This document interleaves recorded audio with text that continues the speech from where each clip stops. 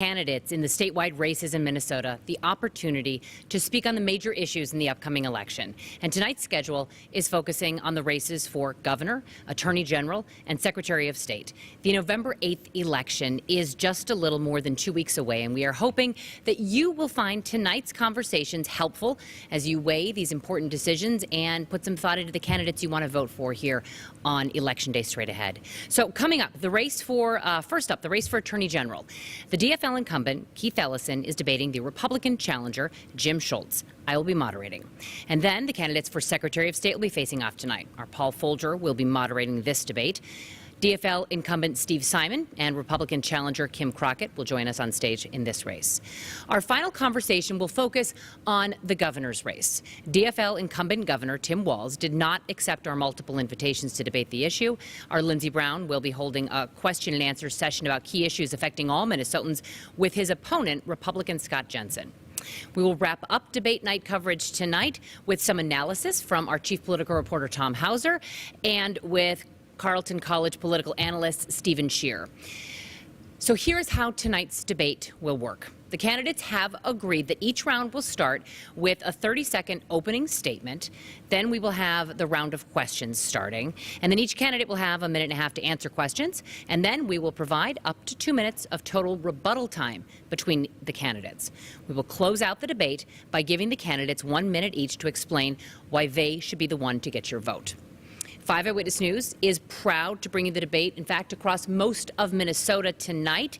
We are doing this with some help from other stations here, WDIO in Duluth and KAL in Rochester joining us tonight. We're glad most of Minnesota can see this debate. Helping us with the questions tonight, we have 5 Eyewitness News political reporter Tom Hauser here. He's going to be asking questions on our panel. We also have ABC News 6 anchor Laura Lee. And MinnPost state government reporter Peter Callahan is here as well. We want to get right to the first debate now, the race for attorney general. DFL incumbent Keith Ellison was first elected AG in 2018. And before that, Ellison served in Congress for 12 years and was a state representative for 4 years. His opponent, Jim Schultz, is a political newcomer, hoping to be the first Republican candidate to win the AG's office in half a century. Schultz is a Harvard-educated lawyer who worked in the private sector focusing on business law. So we want to now welcome Keith Ellison and Jim Schultz, both to our debate stage tonight. Mr. Ellison, you are going to start us off with your opening statements. You have 30 seconds to tell us why you want to be the Attorney General of Minnesota. Well, thank you. My name is Keith Ellison, and I am your people's lawyer. This race offers a very stark contrast. On the one hand, I will stand up for the right to a safe legal abortion. My opponent will attack it. I am right now prosecuting violent criminals and for families, for communities, for victims, and my opponent has never set foot in a courtroom and is basically just fear-mongering. I've worked for consumers and workers my whole life. My opponent is a hedge fund Wall Street lawyer whose law firm amassed $2.6 billion during the pandemic. I ask you for your vote. All right, Mr. Ellison, thank you. Opening statements, Mr. Schultz. My name is Jim Schultz. I'm a fifth-generation Minnesotan. I grew up in a small town called South Haven, Minnesota, population 186. I'm married to my beautiful wife, Molly, and we have 3 beautiful little girls. I'm running for Attorney General because we are losing the state we have all known and loved. And it starts with the incredible violent crime on our streets. And unfortunately, we have an Attorney General's office that is fundamentally reckless, an Attorney General who backs defunding and dismantling Minnesota's largest police force. And we have to have change in Minnesota now. All right, gentlemen, thank you. For our first question now, we go to our chief political reporter, Tom Hauser. Gentlemen, thank you both for being here. We will start with you, Mr. Schultz, on this first question. In recent years, one of the primary roles of the Attorney General's office has centered on consumer protection. With our recent crime wave, however, there was a lot of attention being paid to what the Attorney General should do and what role the Attorney General should play in criminal prosecutions. How would you balance those two, both very important roles? Absolutely. Both roles are critical. We have to ensure that businesses in our state who commit misconduct, commit fraud, defraud consumers, and so forth are held accountable. We will absolutely ensure that we continue to do that. Alongside that, it's important that we recognize that we can walk and chew gum at the same time. We have to ensure that we respond to this incredible challenge, this challenge of the incredible growth in violent crime. We are living through the greatest increase in violent crime in many decades. And unfortunately, we have an Attorney General's office that has sat on its hands, and unfortunately, it's made it even worse because we have an Attorney General who backed the Minneapolis Charter Amendment to defund and dismantle Minnesota's largest police force. That's not just dumb or wrong, it is immoral. It is immoral to embrace policies that have led to the extraordinary violent crime in our communities. And the communities who feel it most acutely are low-income minority neighborhoods around our state, and we also see it in the suburbs and elsewhere. The fact is, we have a fundamentally reckless and extreme Attorney General, and we have to ensure that in the Attorney General's office, we have an adequate criminal division to aggressively prosecute violent crime, and we have to set the right tone in our state around law enforcement, to support law enforcement, not undermine them like Keith Ellison has done, and to ensure that criminals know that in the Attorney General's office in Minnesota, they will have a staff ready and willing to ensure that if they commit serious crime, they will spend serious time in prison. We have to do that for the future of Minnesota. Minnesota deserves it, Minnesotans are entitled to it, and I will fight for every Minnesotan. Mr. Ellison, your response.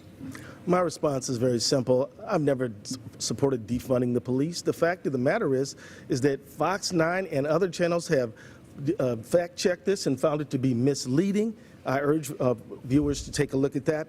But the first hearing that I ever sat at, Tom, for Attorney General was one in which I was asking for more money for criminal prosecutors. I've asked for literally millions of dollars over the course of 4 years of my term so that we can put violent criminals in prison when counties call on us to do it. Here's the thing. 87 counties in Minnesota elect their criminal prosecutor, their county attorney. Some of them don't need our help except for only on rare occurrences. They need our help when there are outstanding murders, when there are things like that. And so we've prosecuted cases in places like Pennington County, places like Carlton County.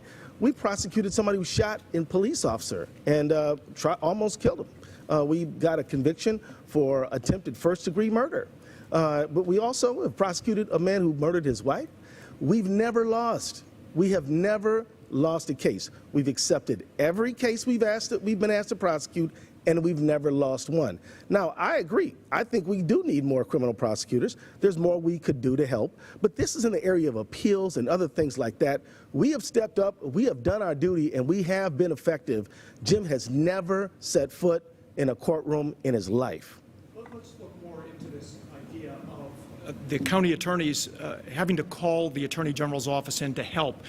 Jim Schultz, do you agree with that, or would there be cases where you would be more proactive in telling a county attorney, we're coming in to help with this? There's a few things the Attorney General can do when it comes to prosecuting crime. Number one is it can be a real support for county attorneys around the state. And the fact is, many county attorneys complain that not only can they not get help from this Attorney General's office, but that they can't even get a call back. We need an Attorney General's office that will pick up the phone for our county attorneys when they need it. And frankly, when Keith Ellison brags about 50 prosecutions over 4 years, there have been 7,000 rapes since 2019. There have been over 26,000 aggravated assaults. To brag about 50 criminal prosecutions in that time is representative of how many failures there have been in this office. Mr. Ellison, have you ever not returned a phone call with a county attorney? We have never not returned a phone call. We have taken every major case we've been asked to take. We have never lost one. The fact of the matter is that the statute says upon request of the county attorney, the Attorney General shall appear in court in such criminal cases as the AG deems proper. That is the law. That is the law. He cannot usurp or override a county attorney. He'll be thrown out of court if he tries to do it. And the county attorneys in our state do a great job. They do not need us for the typical crime. Not even the small ones do, but when they need us, we always come. This is why I have the endorsement of 9 county attorneys, all of who represent over 2 million Minnesotans, and he doesn't have any. So I'd like to know I've been dying to know who are these people, where are these calls that I haven't answered? Your response. So I'm endorsed by 39 sheriffs from County around the attorneys, state. man. That's the question. I'm endorsed by 39 county attorneys, 35 No, you're sheriffs not. all around the state. That represents 4 million Minnesotans. No, They you're not would trust represented by me. any county attorneys. Excuse me, Keith. I think it's my time. Thank you. They have supported me because they recognize that I deliver a plan to restore public safety to our state. They recognize in the Attorney General's office right now that Keith Ellison is the most extreme Attorney General we have ever had. And finally, Keith Ellison did support defunding the police. The Star Tribune called the Minneapolis Charter Amendment a path to defunding the police. He even said, an interviewer asked him one time, they said, Gentlemen, do we our need time to is up. We're dismantle gonna the leave it Minneapolis there. police force? He said yes. We're going to move on to the next question. Laura Lee. Attorney General, you mentioned abortion in your opening statements. We know this is a big issue heading into the November elections. Although the right to an abortion is currently protected in the state constitution, various state laws regarding abortion and abortion funding often end up in court. Will you set aside your personal views on abortion to defend state laws in this area? And we're going to start with you, Attorney General. Yes, and I have, ma'am. In fact, a group earlier in my term took aim at several laws that impaired the right to get a safe legal abortion. Didn't stop it, but they interfered with it. And these are laws that as a state legislator, I voted against. And yet my office devoted 4,000 hours and $600,000 worth of staff time to defend these laws. We did this over the course of months. We briefed everything on these issues. We even got experts to testify on our behalf. But Judge Gilligan issued an order on something called summary judgment. That's when they can just dismiss the case if there's no factual disputes. And Judge Gilligan ruled in favor of the plaintiffs. At that time, I determined that we had already spent enough money and time, and Judge Gilligan's order was so extensive, it was unlikely to be overturned, so we didn't appeal. But that was a decision that was a business decision, not a political one. It was a decision based on what I believe was the best use of resources for our office. But I am, in fact, pro-life. That's true. And I will stand up for a woman's right to choose. That's a fact. And Doe versus Gomez is the law of the land. But there are threats to women's right to choose, and I hope we can get into that in this debate tonight. Mr. Schultz, your response to the same question. So what we need is an Attorney General that enforces and defends Minnesota law, whatever it is. And that's what I'll do. We have to have an Attorney General that's apolitical, that sets aside his or her own personal opinions, that no matter what comes before him or her, that simply is focused on doing justice every day of the week. And yes, absolutely, my job as Attorney General is to enforce and defend Minnesota law. That's what I'll do. Unfortunately, right now, we have an Attorney General's office that doesn't do that. We have an Attorney General that has sat on its hands as we have lived through the greatest increase in violent crime in many decades, failed to enforce Minnesota law, failed to prosecute Minnesota law. We have an Attorney General's office that allowed $250 million to be stolen, failed again to enforce and defend Minnesota law. That's what we need. We need an Attorney General that sets aside their political opinions, doesn't get distracted by suing Ron DeSantis every other day of the week like Keith Ellison has. We need an Attorney General's office that is focused on getting back to basics, prosecuting violent crime, ensuring that we will never again have $250 million go out the door to a nonprofit we knew to be fraudulent, like Feeding Our Future, ensuring that we are truthful with the people of Minnesota about everything. Unfortunately, Keith Ellison has consistently lied to the people of Minnesota, whether it be on his support for defunding the police, his role in Feeding Our Future, or otherwise. We need an Attorney General that is focused on delivering for every single Minnesotans, Mr. black, Schultz, brown, or white, and that's what I'll do. focusing on the issue of abortion, Mr. Ellison, do you have a response to that? Yeah, my opponent will absolutely take your right to a legal, safe abortion away. He has said he's going to go on offense to take your right to an abortion away. He has sat on the board of a fake abortion clinic, and that fake abortion clinic has as his motto to not only make abortion illegal but unthinkable. They distribute information like abortion causes cancer. He has said that he would get involved in and allow a pharmacist to not fill prescriptions for women who have a medication regarding abortion. He's clearly someone who's there to take the right to a safe, clean abortion away. And I'm here to defend that right. That is the law of the land. That is Doe versus Gomez. I will defend that law. And, I would like Jim to be a little bit more clear on where he really stands, because he said multiple things. At one point he said he's against abortion, offense, offense, offense. Then he signed a document, or there's a document in his name that says That's false. 6 weeks, and then there's another one where he takes another position. What's clear is this: if you look at Gorsuch, Comey, and Comey Barrett, the bottom line is all of them said they were going to preserve the right to abortion. They all flipped it. He's going to do the same Mr. thing. Schultz, you get the next 30 seconds.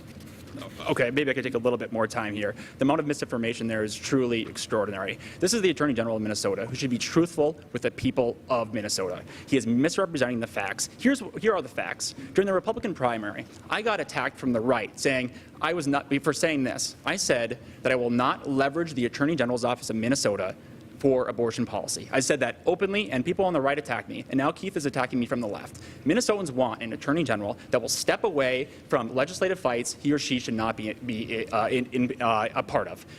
Well, that's what I'll be. I will focus on restoring public safety to our state. I will focus on ensuring that nonprofit fraud and the extraordinary incompetence that Keith Ellison demonstrated never happens again. I will focus on ensuring that we get back to basics in the Attorney General's office, and that's been clear on throughout. That's in the record, and despite what Keith Ellison may lie about. All right, let's turn it now to MinnPost state government reporter Peter Callahan for the next question. I'd like you both to take on the issue that you just mentioned a little bit, which is multi-state civil actions that this state has joined over the years, including one that led to the large tobacco settlement against the tobacco companies. Another, more recently, has led to large settlements with opioid manufacturers and distributors.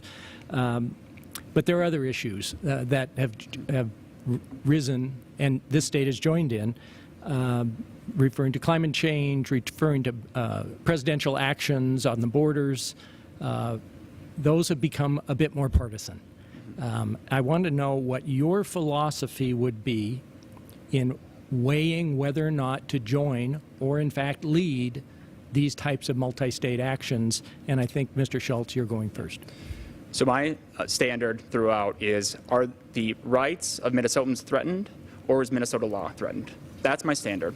I won't get involved in suing unfortunately we've had, frankly, Democrats and Republicans around the country get involved in suing federal administrations simply for the headlines. And my standard, whether it's a Republican in the White House or a Democrat in the White House, is whether or not Minnesotans' rights are threatened or whether Minnesota law is being undermined. That's my standard. Now, what I won't do is jump on lots of cases for simply the headlines. So, for example, Keith Ellison joined a suit to sue Ron DeSantis down in Florida. I think he should be focusing on the people of Minnesota.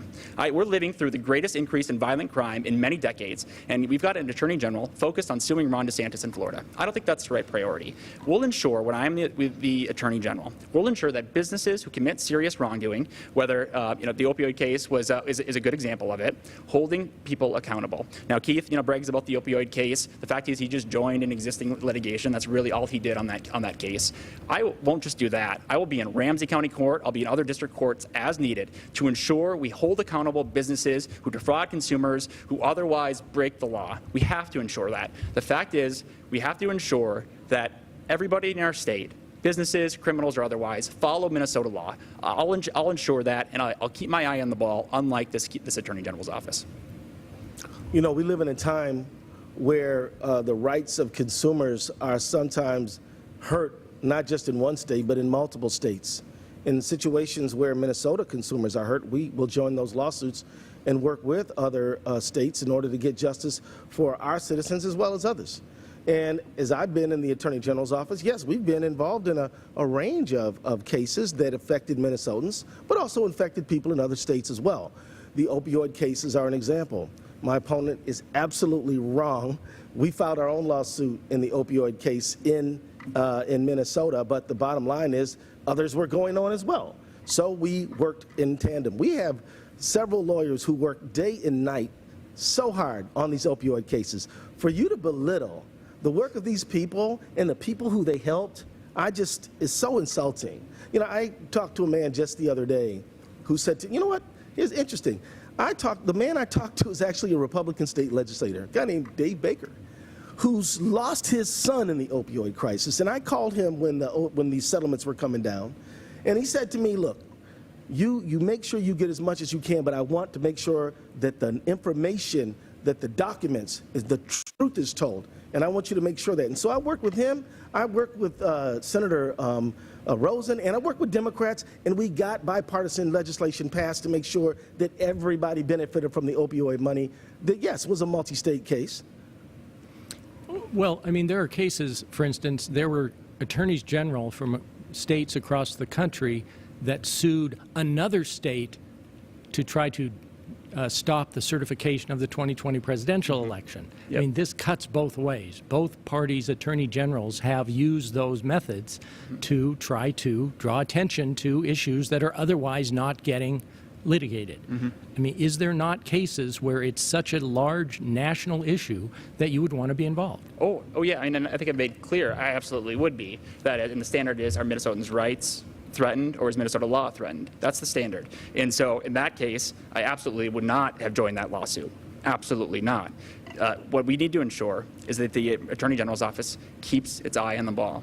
And I'll tell you, it is not suing Ron DeSantis down in Florida. It's not, frankly, suing egg producers in Minnesota when he could be doing other things. What we should be doing is have an Attorney General's office that has a consumer protection division that focuses on instances where there are serious threats to the rights of Minnesotans. That's what we need. That's what I'll do. We have to ensure that. And the fact is, you can go on the Attorney General's website. The vast majority of cases that are being brought are this Attorney General's office joining on to another case. Now, I respect, I respect, that people are working hard and so forth. But we need vision and direction in that office. Right now, at the top right now, Keith Ellison doesn't provide it because he's focused on things like defunding the police. He's focused on so many other far left causes. What we need is an Attorney General that focuses on the basics. It's about my turn. On this egg thing, that producer was charging 4 times their normal price in a very short period of time. That's not true. Now, the bottom line is that case settled. Not 1 penny was exchanged. But 1 million eggs went to low-income Minnesotans. Eggs went to, I'm over here fighting price gouging and getting food to poor, low-income Minnesotans in food shelves, and you are attacking me for it. I just want to know, are the people watching this program more concerned about corporate price gougers than they are low-income families trying to get groceries? Because that's what we were doing. No, this is my time, and I tell you this. The bottom line is, New York brought a case, other states brought cases around these egg producers. It's a staple in the diet of Minnesotans, and you better believe I'm going to stand up for Minnesotans to have fair prices. I don't know about you. All right. Tom Hauser has our next question. Our next question is for you, Mr. Attorney General Ellison. You did, in fact, support a Minneapolis charter amendment that would have disbanded the Minneapolis Police Department and replaced it with a public safety department. Voters turned that down. Mr. Schultz, you say you opposed that amendment. Can you both explain your positions on that and your views on the broader defund the police movement? And Mr. Ellison, we'll start with you. Yeah, defunding the police was never a good idea, and it was even a worse phrasing. What we do need to do, however, is recognize that George Floyd was killed in our state. George Floyd was killed in our state, and Derek Chauvin had 17 prior excessive force complaints. He had one complaint, he had one incident, which was not a complaint, that he had to plead guilty for in federal court against a 17-year-old kid. No, a 14-year-old kid, excuse me. The bottom line is we do need reform. The reality is we need reform because we need to build trust. And we need to build trust because we've got to put ourselves in a situation where people will report violation of law and trust law enforcement to work with law enforcement. I work with law enforcement all the time. And I work with community members all the time. And I don't know anybody in Minneapolis, and again, this was a Minneapolis matter, who doesn't think that there should be reform. And then I don't know anybody who thinks that we should defund the police. What we need is a better relationship. And now what do we have, Tom? What we have is a Department of Community Safety led by Cedric Alexander, who's doing a great job. And we're also working on issues of homelessness. We're working on chemical health. We're working on gang violence prevention. And we're doing it in a more comprehensive way, which is all I ever wanted. We got it anyway. That's a good thing. Mr. Schultz. So the Attorney General of Minnesota, who we trust, we should be able to trust, is lying to the people of Minnesota. He just said he doesn't know anybody who supports defunding the police. Well, his closest political allies Ilhan Omar, he was just out campaigning with her the other day. Cori Bush. These are people who support defunding the police. They haven't backed away from it. The fact is, he did support defunding the police. The fact is, the Minneapolis Charter Amendment, the purpose of it was to eliminate the ratio that required a certain number of police officers in Minnesota. That's why the Star Tribune called it a pathway to defunding the police. Keith Ellison is lying about this because it has become politically unpopular. There were neighborhoods in North Minneapolis, of course, a neighborhood that has been affected the most by extraordinary violent crime, who voted against it by 70%. 70%. And they did it because they knew the purpose of it was to defund the police. And Keith, your recklessness here is so representative of your office. And I'm sad to say, not only should you lose this election because of it, you should spend the rest of your career apologizing to the people of Minnesota because it demoralized police. It was extraordinarily reckless. That's why Minnesotans voted against it. This policy we could have done lots of different things to improve policing, to have resources, extra resources, without defunding the police, without dismantling Minnesota's largest police force. That is immoral. It is wrong. Keith Ellison should apologize for it. The fact is, everyone knows, and the reason that was the reason it lost by 15 points in Minneapolis, because everybody knew the purpose was deconstructing the Minneapolis police force. Mr. Ellison, what about that idea that disbanding the Minneapolis Police Department would have been a version of defunding police? Do you not agree with that? No, I think that what people in Minneapolis were looking for is a better way forward. We recognized that it was in our state that George Floyd was killed. I actually led that prosecution. Actually, before George Floyd was murdered by Derek Chauvin, I actually convened together with John Harrington, who is our Department of Public Safety Commissioner for the state, a working group on reducing deadly force encounters with police. We convened police. We convened rural police. We convened ACLU members, NAACP members, civil rights advocates, and people in law enforcement to have a series of conversations on how we address this problem. This is before. I have a track record of bringing people together to drive a conversation about how we obtain meaningful reform. That is what I've been doing. And the neighborhoods that he's talking about, these violent neighborhoods he's talking about my neighborhood. I live in North Minneapolis. That's where I raised all 4 of my children. I know the leaders in the community who want both good policing and civil rights. We can have both. That's all I've ever been fighting for. Mr. Schultz, the Attorney General has not called for a broader defunding of police, although he did support that Minneapolis Charter Amendment. Should he get a pass for that, for not calling for the broader defunding? Absolutely. He got behind dismantling Minnesota's largest police force. That is deeply, deeply wrong. And the points I just brought up now, he didn't have anything to say to him. The fact is, the Star Tribune called this, the purpose of this charter amendment to be a pathway for defunding the police. That is deeply, deeply wrong. And you talk all about all this various reform without telling the truth that he got behind defunding the police. That is reckless. It's wrong. His closest political allies. The fact is, Keith Ellison is on an island with a few radicals around the country, and he is that's representative of how extreme he is in Minnesota. All right, let's move on to our next topic now, gentlemen. Laura Lee, you have our next question. Yes, and this one's going to start with you first, Mr. Schultz. You were recently in Rochester joining the growing list of attorneys general across the country calling on President Joe Biden to declare the drug fentanyl a weapon of mass destruction. Yep. Can you both address whether you think this could help address the fentanyl crisis? Well, I'm very proud to have been a leader on this. As you said, I joined a bipartisan group of attorneys general from around the country in calling for this. Unfortunately, Attorney General Ellison declined to participate in this. We have to recognize that fentanyl is an extraordinarily serious issue for our state. Hundreds of people die every year over this issue, and we need over fentanyl. And we need to have the leadership in our state to deal with it. And what this would do is ensure that there's adequate federal resources to ensure that the supply of fentanyl that is pouring into our country, often created by foreign companies, is halted. Because right now we have kids dying, we have moms and dads dying, we have families being destroyed. And right now, it's not enough to talk about an opioid settlement with respect to wrongs from a few years ago. That's great that we got that. But it's not enough. We needed a forward-looking plan to stop it going forward. And unfortunately, Keith Ellison has been missing in action. It's not enough to get a settlement over opioids from many years ago. We need true leadership on this issue. We need leadership that says the current status quo is unacceptable. It is unacceptable. I convened a group down in Rochester where we did that press conference. They talked about a boy who he thought he was taking Percocet. Instead, he was taking a pill that had a lethal amount of fentanyl in it, and it took his life. That's representative of what's happening across the state. It's destroying lives, destroying families. We need true leadership to take on this issue head on. Mr. Ellison? This is the difference between action and talk. The bottom line is, it wasn't a settlement from years ago.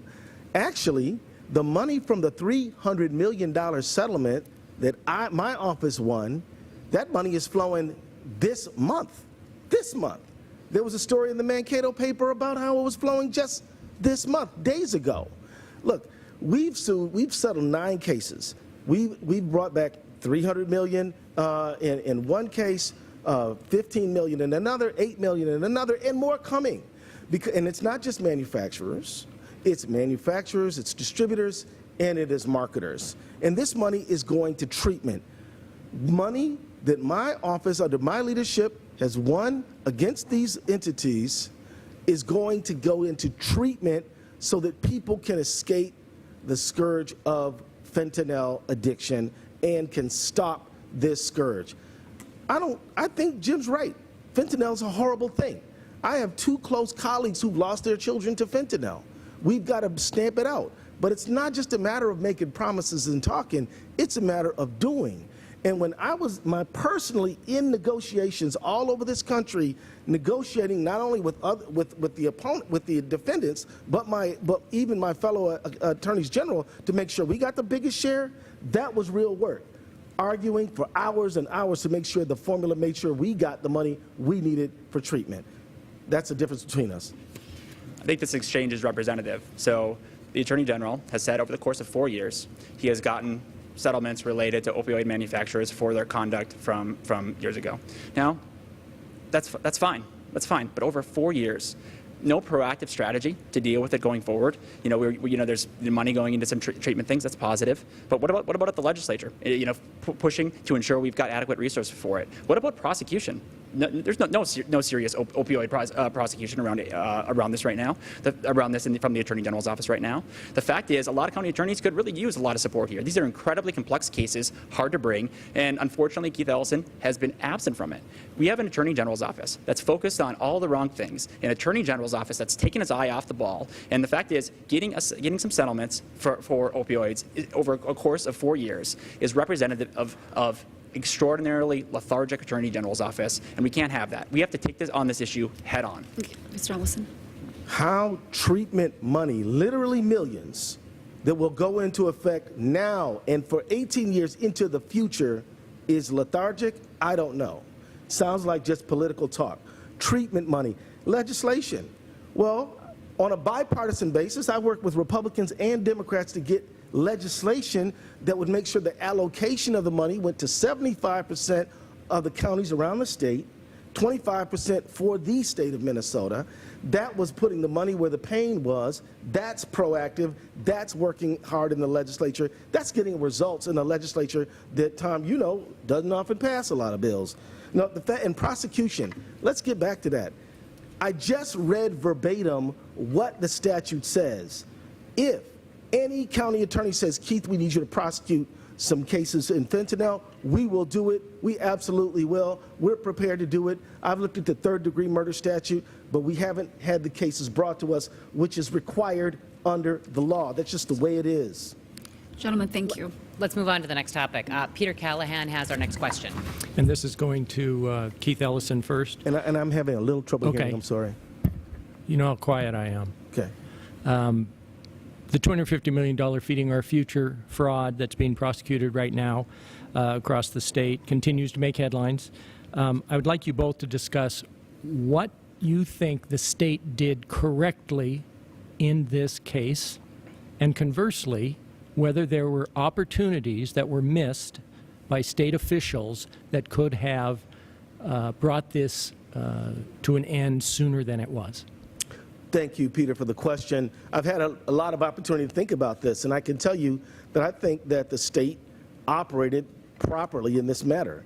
In fact, this is a situation where federal authorities and state work together to bring about indictments for 50 fraudsters. Now, fraud happens. We have a Medicaid fraud division that does nothing but go after fraud. And so fraud is going to happen. Look, we have that collaboration between federal authorities and state resulted in 50 indictments. 3 people have pled guilty already, and they're going to cooperate against the others.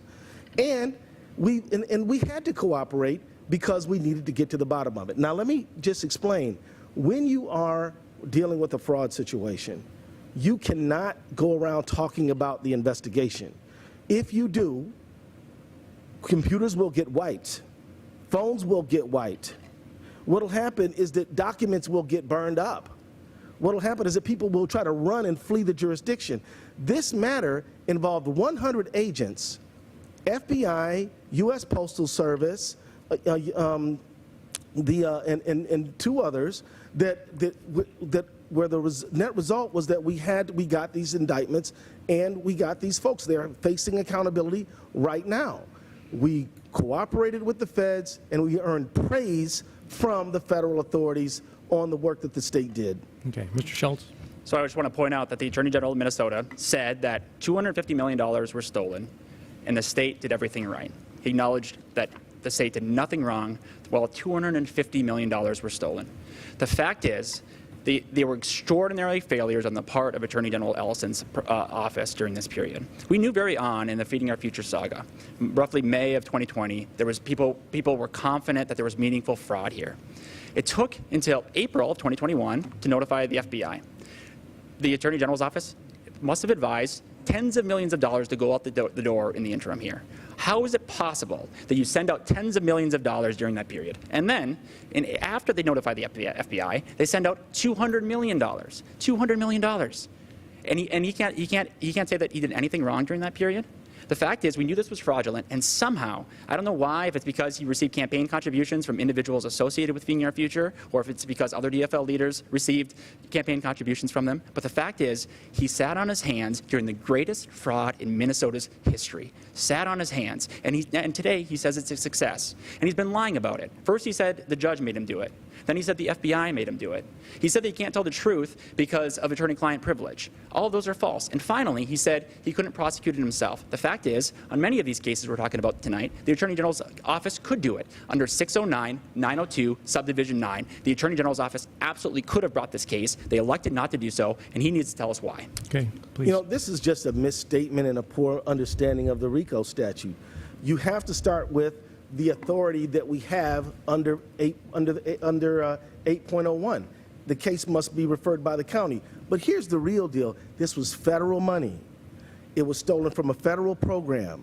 The right people to investigate it were the federal criminal authorities. That is who issued the indictments, the federal authorities. They issued 50 indictments. We alerted the authorities as soon as the massive discrepancies were being revealed. First, the Department of Agriculture, then to the FBI, like I said, the Postal Service. The fact is we got involved with the IRS. We told everybody this was a 100-person investigation that involved 3 continents. And the fact is we got success in this matter. The truth is, fraud is going to happen. We have got to prosecute it effectively. This was a federal program, and these people are facing justice because of the cooperation of the state and the federal government. Okay, Mr. Schultz, rebuttal. That is fascinating that the federal government has to prosecute this or has to investigate it, because Keith Ellison's office didn't notify the federal government until April of 2021 when the FBI got involved. Think about that. So he's saying that only the FBI had to be the ones who did this, but he took over a year to even make a phone call. And it seems like he thinks he did his job when he just made a phone call. That's not enough. That is not enough. He is the Attorney General of Minnesota who oversees all nonprofits in our state. And he thinks he did his job by making a phone call. And by the way, I just listed off 4 lies that he committed during this period. 4 lies. He didn't explain any of them. The fact is, we need an Attorney General that has basic competence and an Attorney General who doesn't spend each day lying more to the people of Minnesota. That is deeply wrong. We need an Attorney General that will tell the truth. You're out of time. You get 10 seconds, Mr. Ellison.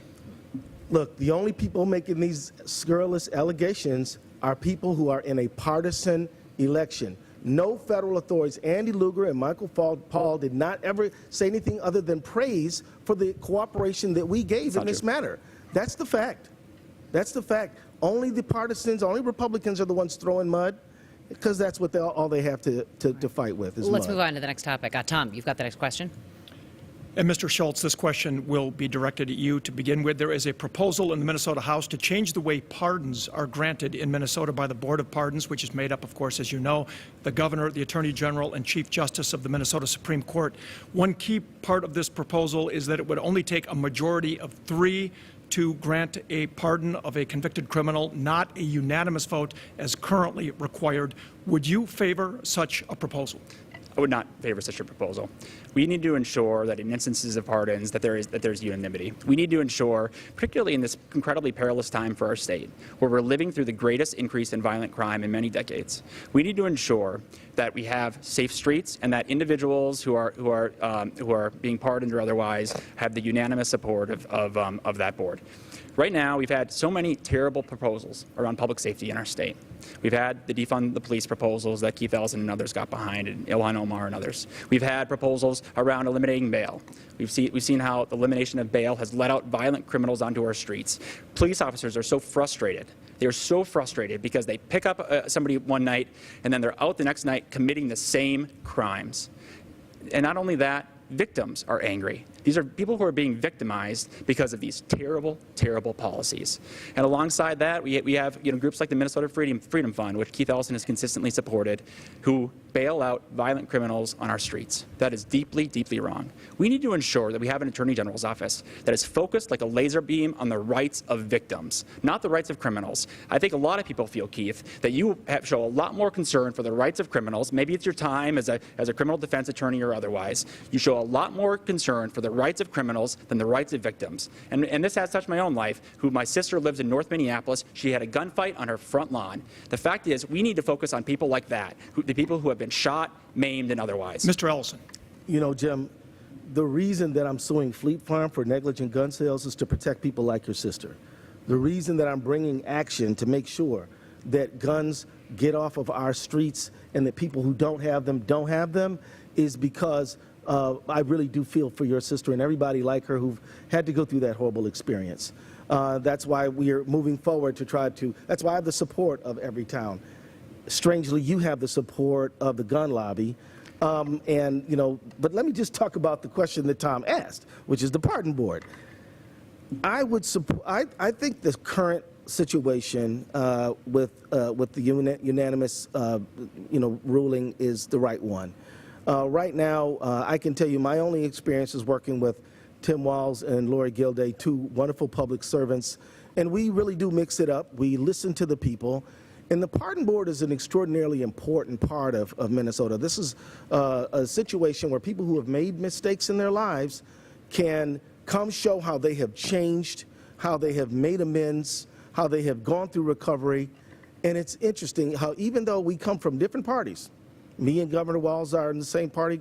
The Chief Justice is a Republican, but we find common ground for these people. I think that the fact that we have to agree is probably a good thing. Just as a quick follow-up, that proposal was brought by some of your fellow Democrats, but you disagree with the unanimous pardon board vote. You still prefer to stick with the unanimous. Well, yes, that is my opinion. I'm one who thinks for myself, and we defended the current state of the law in court, and the court ruled for us. My opinion is that the way it is probably good because it gives the most robust look at the case. Final word on this, Mr. Schultz. Keith Ellison says his solution to violent crime in our state is suing Fleet Farm and 50 prosecutions over the course of 4 years. Think about that. Suing Fleet Farm and 40 prosecutions. Now, we can deal with straw purchasers in our state. I've supported increased penalties for them. But the fact is... The question is about the Board of Pardons. Right, absolutely. Yes. Yep, and he brought up the Fleet Farm. So I'm just addressing that. Thank you. Yep. Okay. All right. Our next question is with Laura now, please. We're going to start with Attorney General Ellison. There are times when you might be called upon to defend the administration of a governor who is of another party. Mm-hmm. Would either of you have an issue doing that? You know, I will always do my duty. It has come out in this debate already. Look, I didn't agree with any of the laws that we had to defend when it came to those incursions on the right to abortion, but we did it. You know, there is a duty to defend at the Attorney General's office the laws where they are constitutional, even if I think they're wrong, where they are constitutional and where they're not preempted by federal law. It's our job to defend those laws. And I just tell folks who may not agree, look, what happens is that you have amicus folks who, you know, friends of the court who can file briefs, and you have a thorough discussion, and if the judge wants to overturn a poorly thought out law, they can do that. It's our job to make sure they have all the information to make that decision. Jim Schultz. We have to ensure broadly in the state of Minnesota that we're defending Minnesota law, and that has to be apolitical. The fact is, you know, a lot of people just see exclusively party lines, and I don't. What I see is the need in the Attorney General's office to get back to basics, the need in the Attorney General's office to defend and enforce Minnesota law, irrespective of the politics around it. And yes, you know, in a scenario in which there's a Democrat governor or a Republican governor, the answer is my job is the same. My job is to do justice every day of the week, to do justice. It's the same job. And sure, there might be disagreements and so forth. But the fact is, we have to ensure that Minnesota law is upheld and defended. And, you know, Keith Ellison says that, you know, he thinks that life for himself and so forth. But it's hard to think of instances where he and the current governor have differed over the past few years. They were together lock, stock, and barrel through the course of COVID. They're together on so many different things. And the fact is, unfortunately, the Attorney General's office has shown remarkably little independence during his time as Attorney General. We need an Attorney General that will enforce and defend Minnesota law, irrespective of who is currently in the governor's office. Mr. Ellison, your rebuttal. You know, the scenario you paint, you know, is the easy case, right? But more likely is where we have a disagreement over what's constitutional. And quite honestly, Jim's running mate scares me, you know, and I'm talking about Scott Jensen right now. This is a guy who says things like there's litter boxes for furries to go to the bathroom in our schools. He said he's going to ban abortion, which would violate Doe versus Gomez. You know, his other running mate, Kim Crockett, has questioned the outcome of the election that made Joe Biden the president. You know, there might be a number of situations where we don't agree on what's constitutional. In those situations, Minnesotans can count on me as the Attorney General to stand up for the Constitution of the state of Minnesota, stand up for their rights, and to make sure that no governor who has a political agenda is going to run roughshod over their rights to meet some political agenda.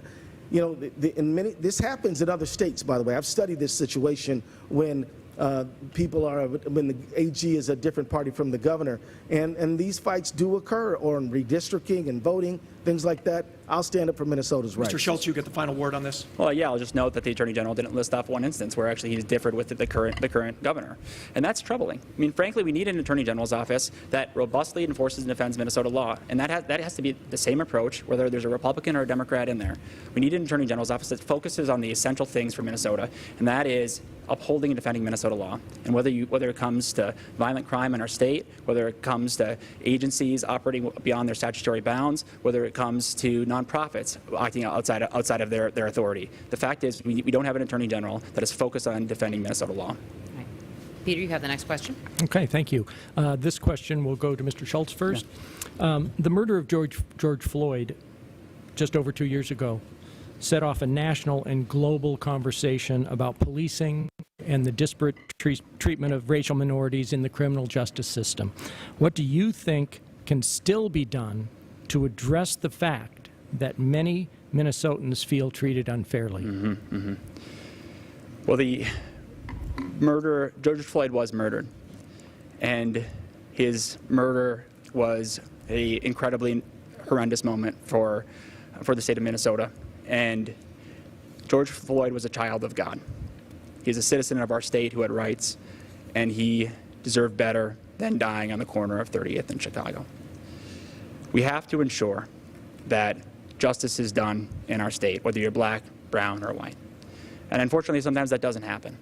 Frankly, right now, you see it most acutely in the fact that a lot of our black and brown neighborhoods are living through incredible violent crime that's going unaddressed.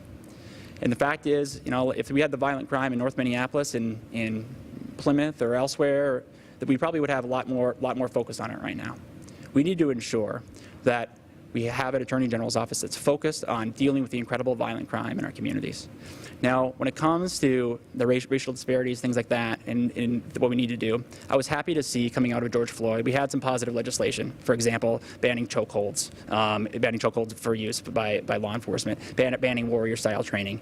We need to make sure that police always have body cameras, things along those lines. We have to ensure that we have the legislation in place so that incidents like the George Floyd killing never happen again. He deserved better than what he had. We have to ensure that we are protecting and defending all Minnesotans. Okay. Mr. Ellison. Well, clearly the Attorney General has an important role to play here. And I'll just point out, when the eyes of the world were focused on Minnesota, Minnesota turned to me to prosecute the case involving George Floyd's murder. And I came through and showed the world that we had a justice system that could deliver justice. I'll just point out that it's impossible that could have happened with Jim Schultz in the role, because he simply doesn't have the experience or the background, not in the community, not in the courtroom, not with anything, to be able to handle a case of that level of volume. But let me just also note that there are a lot of things that we can do still. Of course, the George Floyd Justice and Policing Act, which is federal legislation, should be moved forward. But there's things we can do and the AG can do. For example, getting guns off the street and getting them out of the hands of people who shouldn't have them. We have got to deal with this gun crisis. Jim talks about violent crime all the time, but I never hear him talking about getting guns off the street. This has a disproportionate racial impact, and we can do a lot to get these guns off the street.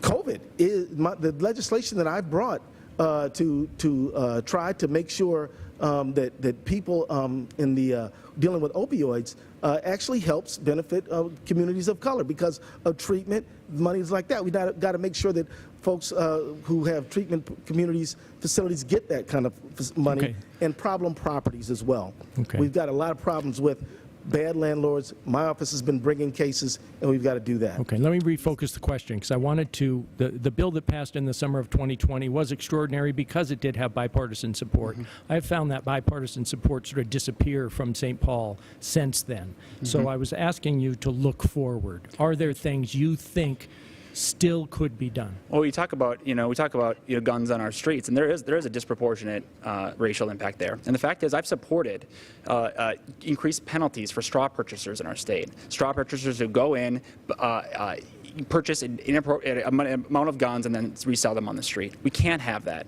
We can't have that. And unfortunately, there was legislation that was killed in the House this past year. I didn't hear Keith Ellison speak about it at all, to increase those penalties. And the fact is, we need that. That will be a top priority for me when I'm the Attorney General. We cannot have guns flooding our street by people who should not have them. And so absolutely we need to ensure that. And the fact is, I would have delivered justice for George Floyd. Derek Chauvin committed murder. And the fact is, Keith, you say that you did it. Keith, I watched that video. You sat in the back of the courtroom, and you took some notes, and you opened the door from time to time. That was your role in the George Floyd prosecution, Keith. And the fact is, you brought in other attorneys. You brought in other attorneys to do it. And no, Keith, you cannot take credit for that. The fact is, there's people on your staff who did it, and there's others. But Keith, you sat in the back room and took notes. Mr. Ellison. So, Jim, how would you know? How would you possibly know? You've never prosecuted a single case. You've never tried a case. You've never argued a motion in court. And you know what? Look, I chaired every single meeting that we had. I came up with our overall strategy. I helped structure the case. I helped identify who would do what. Man, you have no idea what it takes to prosecute a complex criminal case or civil case because you've simply never done it. You've never tried a case. You've never worked in the legislative arena. You've never managed a large organization. You simply are unfit for this role. You have no experience to qualify you to be the Attorney General of our state. Now, on the issue of guns, of course, I want to commend Annie Lugar, who's doing a great job prosecuting straw purchasers. But we've got to go upstream. We've got to go upstream and make sure that the guns aren't being negligently sold in the first place. That's what we've got to do. Go ahead. the Attorney General's office of Minnesota can do so much to prosecute violent crime. Keith Ellison, he was a criminal defense attorney for a few years. Then he was in Congress. He didn't even have an active law license for 15 years. When he took the Attorney General's office, he had never prosecuted a case. So when he talks about all his experience, he is lying to the people of Minnesota. All right, Mr. Ellison, we'll give you 30 seconds, then we're done with this topic. That is an absurd thing. I want the fact checkers to get busy. First of all, I went to Congress for only 12 years, and I kept and maintained and paid my law license throughout much of that time. But then it was dormant because I wasn't going to court every day because I was in Congress. But I never lost my license. I had a law license, and all I had to do was do some CLEs and revive it. But it's a few years. I was a trial lawyer of all kinds for 16 years before I ever went to Congress, and tried to. And anyway, gentlemen, there's no comparison between my experience and yours. I disagree. And I wish you'd admit I disagree. that. Thank you. We do thank you for your time, gentlemen.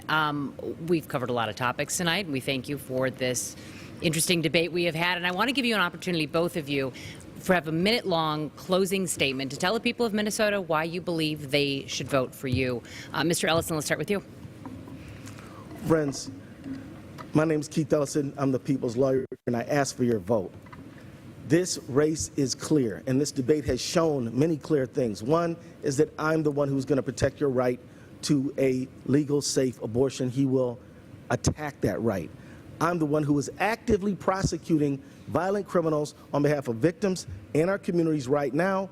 My opponent has never entered a courtroom in his life. He cannot deny that. I'm the one who has fought for consumers and fought for people and workers and got millions of dollars back for them. He is a hedge fund Wall Street lawyer whose firm got $2.6 billion during the quarantine, during the COVID period. And the choice couldn't be clearer. I ask for your support for the sake of your family, for the people who you know, so that you can have a chance at real prosperity in this great state of ours, the state of Minnesota. Thank you. Thank you. Mr. Schultz, time for you for your final message here. We desperately need change in the office of the Attorney General. Unfortunately, we have in Keith Ellison a man who is extreme. He backed defunding and dismantling Minnesota's largest police force. He's also incompetent. He presided over the worst fraud in Minnesota's history, the Feeding Our Future fraud. And unfortunately, he is also dishonest. He has routinely lied about his support for defunding the police and lied about his role in Feeding Our Future. We need to turn a page in the state of Minnesota. The fact is, this office has been held by one single party for 50 years. We need a fundamental recalibration of that office. We need to ensure that we are again standing up for all Minnesotans, doing the essential jobs of the AG, not getting involved in all these partisan fights and suing Ron DeSantis down in Florida. We need an Attorney General's office that is focused on protecting Minnesotans, focused on ensuring that fraud in our state, like Feeding Our Future, never happens again. We need an Attorney General that will stand up for all Minnesotans. I will fight for you every day of the week. Thank you very much. Mr. Schultz, thank you. Mr. Ellison, thank you. Thank you. And that concludes our time with the two leading candidates for Attorney General in Minnesota, the incumbent DFLer, Keith Ellison, the Republican challenger, Jim Schultz. We want to thank you both for joining us. Thank you to our panel of questioners as well for bringing us all these questions tonight. And a thank you to our sponsors, too. This debate is presented to you with 5 Eyewitness News and KSTP in partnership with the Minnesota Broadcasters Association and with support from the St. Paul Area Chamber, the Minneapolis Regional Chamber, the Rochester Area Chamber of Commerce, the Duluth Area Chamber of Commerce, Medical Ally Association, and Winthrop and Weinstein, PA. And a special thanks to St. Paul College for hosting Debate Night in Minnesota. And we spoke with the college president, Dee Polizzi, about the school earlier. So, Dr. Dee Peasley, we're here at St. Paul College on the night you're having an open house. What are you selling? We are selling an excellent education for students of St. Paul. Whether a student wants to come in and take some credits before they transfer for a university degree, or whether they want to get trained to go out and get a job immediately after graduation, we have an excellent education for them. Oh, can we go look around? Absolutely. Let's go. Let's do it. So we have a strong international student population, so students that are coming from all over the world to learn our programming. programming. We have students that have gone into the culinary arts program. We have students that are going into the trade technical programs as well as preparing for transfer. How important is diversity? That's such a big question, isn't it? Yeah. So diversity is something that we find critically important to education. So 65% of our students are what would be identified as a diverse student coming into St. Paul College. And what they bring to the classroom environment, to learning environment, is immeasurable. They have diversity of thought, diversity of experiences. It is a critical part of our educational process. And I've noticed that there's students of all different ages as well. Right. Yeah, I think that's where we get stuck sometimes, right? Like, we think about diversity as being only one particular part, but it could be somebody that comes to us with a different kind of experience, a different gender, a different ethnicity. They come into this environment and they are creating the learning environment together. Kevin, I want to show you our new mural on campus. So right here, through a Cultural Star grant and in working with Thomasina Top Bear, an Indigenous artist, we created this mural right here on campus to depict the fact that we are in both Dakota land as well as the Rondo neighborhood, and talking about the history of devastation in this particular area and how we've actually benefited from that. And so that is part of who we are as an institution, is making sure that we help to bring education to our entire community. I mean, St. Paul College has been around 110 years. It sounds funny to hear you say how we benefited from that, but that is addressing the reality. And how is this a reality of what St. Paul College is? Right. So we have made a commitment to become an anti-racist and trauma-informed institution. So what that means is that we are looking at every single policy and procedure that we have as an institution to make sure that we are not unintentionally creating barriers for our students, that we are considering the environment in which they have grown up. How do we educate them? How do we make sure that the education that we provide is culturally relevant and that they are able to succeed here? And of course, Dee Dee, here we are in the auditorium where the debates are happening. Why was it important for St. Paul College to participate tonight? It's a great question, right? So we are St. Paul's Community and Technical College. We are very close to the Capitol, and what happens at the Capitol is very central to who we are as St. Paul College. Beyond that, though, we are part of creating an educated workforce, and creating an educated workforce means that we are helping students to understand how to be civically engaged, how they need to be active, how the decisions made at the Capitol actually impact them both as students and community members. Well, thank you for helping us, and thank you for the tour. It was very interesting. Thank you very much for being here. To learn more about all that St. Paul College has to offer, look for this story at kstp.com. We will be right back with more from Debate Night in Minnesota.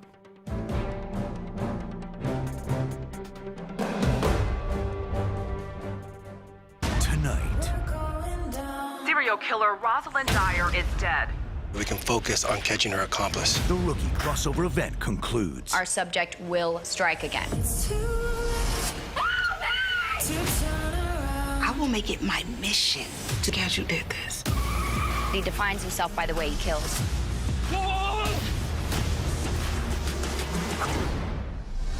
The rookie crossover event concludes tonight on ABC.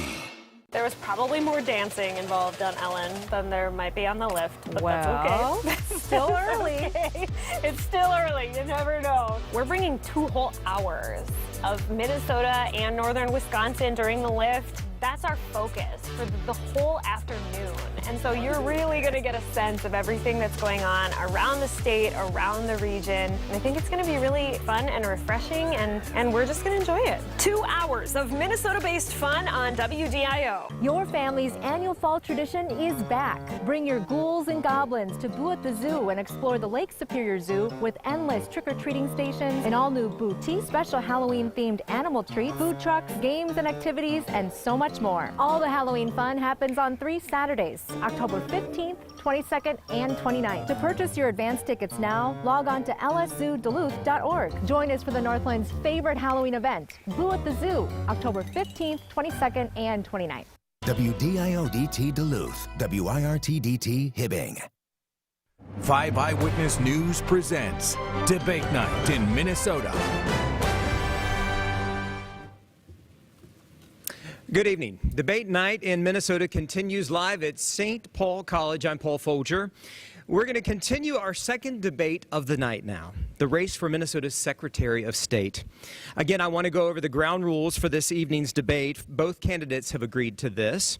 Each candidate will make a 30-second opening statement, and then comes the question rounds. Each candidate gets a minute and a half to answer the question, and then there will be up to 2 minutes of total rebuttal time. We will end the debate by giving the candidates 1 minute each to explain why they should get your vote. Our panel of 3 journalists are back to help us this evening question the candidates. 5 Eyewitness News chief political reporter Tom Hauser, ABC 6 News anchor Laura Lee, and MinnPost state government reporter Peter Callahan. Here are the 2 Secretary of State candidates. DFL incumbent Steve Simon is seeking a 3rd term in office.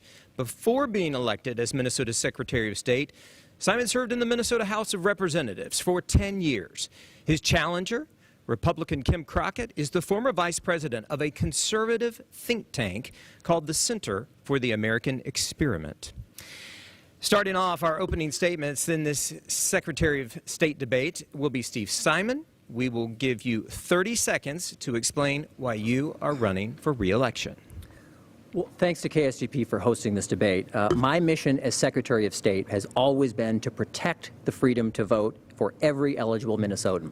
And I've been proud to do that work, I think, with honesty, with fairness, and with integrity, leading to some results that have made Minnesota the envy of the nation. In 2020, despite a once-in-a-century pandemic, Minnesota, for the third time in a row, was #1 in America in voter turnout. We did that by balancing access and some of the best security in the country. I want to continue to do that work and build on Minnesota's success story. Mr. Simon, thank you. We now hand over the floor to Kim Crockett. You have 30 seconds to explain why you are running for the Secretary of State post. Thank you also for hosting this debate. Our country is terribly divided over past elections and election policy. That is why this race has attracted so much attention, both good and bad. Some of that divide is over how we vote and how the vote is counted. It's time to consider common sense changes like photo ID that will boost confidence and encourage even more voters to participate. You only have 1 vote, and I want to make sure that your vote counts. Ms. Crockett, thank you. For our first question, we go to 5 Eyewitness News chief political reporter Tom Hauser. Tom. All right, thank you, Paul, and thank you, candidates, both for being here. Although there is no evidence of widespread election fraud or security breaches in Minnesota, some Minnesotans remain concerned about the security of our elections. What would you do to ease those fears and convince voters all votes will be counted and counted fairly? We will begin with you, Ms. Crockett. Well, first of all, given the terrible division over elections, I want to do my part and clarify right up front so that voters can focus on the policy differences between me and Mr. Simon, that unless the Secretary of State's race goes into a statutory recount, I will accept the results of the 22 election, win or lose. But of course I plan on winning. But as for my confidence in the administration of this election or past election, that's a different matter. That's why I'm running for Secretary of State. Minnesota's election laws are weak, and they have grown weaker under Mr. Simon's tenure. For example, the ballots of voters who register on Election Day are counted before establishing the eligibility of the voter. In 2016, for example, 335,000 people registered on Election Day, but 26,000 of them were found later not to be eligible to vote, and some of them turned out to be felons. And unlike 47 other states, when we allow registered voters to vouch for someone, with no utility bill, no nothing, no ID, some of them end up, that was about 6% of the vote, by the way, in 2016, some of those folks also end up not being eligible to vote. So there are cracks in this system that is the envy of the nation. I would fill in those cracks. I would fix them to stop that conversation going on here in Minnesota and boost voters' confidence. All right, thank you, Ms. Crockett. Mr. Simon. Well, I'm really pleased that over 80% of Minnesotans, according to the most recent Minnesota poll, have a lot of confidence in our election system in Minnesota. And I don't think that's an accident. There's a reason we're #1 in the country. There are many reasons probably, but one of the reasons surely is that people have fundamental faith and confidence in our system. They may not think it's perfect. Nobody does. I don't. But the fact is they know it's clean and they know it's honest. And we know that because they keep voting in high numbers over and over and over again. But I acknowledge that there are some people who are skeptical. And it's okay to be skeptical. It's always okay to ask questions, hard questions of your government at every level, including of me. I'm happy to take those questions now or anytime. I think one of the things we can do to put some people's fears to rest is to be even more transparent than we've been. Minnesota has layers of accountability and review before, during, and after our elections that give people great comfort in our security of our system, whether that's cybersecurity and our work with federal intelligence agencies and law enforcement, or security of the ballot itself, or even after-action reviews, like the robust system of post-election reviews and audits that we have in Minnesota. Putting on an election is a team sport, and our team has been in excellent form for the last several years. We're #1 in the country for a reason, and that's because at our office and with our counties and with our partners in the counties and the cities and the townships, we know how to put on a secure election and one that affords access for every eligible Minnesotan. What about your opponent's concern about votes being counted before the eligibility of the voter has been determined? Right. Well, you can't argue with the numbers. And here are the numbers since 2020. And I think Minnesotans have a right to know this. Since 2020, remember we had 3.3 million voters in Minnesota in 2020, #1 in the country. Since 2020, there have been exactly 17 cases of confirmed misconduct of any kind across different areas of our election system. Now, that's 17 too many. I want it to be 0, and everyone watching tonight wants it to be 0. But to put that in perspective, that is a microscopic number. And so in Minnesota, I have confidence in our election system because I have confidence in Minnesotans. They do the right thing year in and year out. And Ms. Crockett, he says there's only been 17 cases. Do you believe that's all there have been? It's sort of like, Saturday night, how many DWIs are handed out versus the number of people actually driving under the influence on our highways. So when our county attorneys are not looking for that fraud, or when they find it, they don't prosecute it, that's why we end up with small numbers. Let me go back to what he said about 80% of people having confidence in the system. That's bad math on the Star Tribune NPR poll. It was really about 50 to 54% of people who said they had high confidence in our elections, and the rest were sort of, middle of the road to no confidence at all. We're only #1 in turnout because Minnesotans, we have a great civic culture. We're politically divided, so we turn out to vote, and we also are civically minded.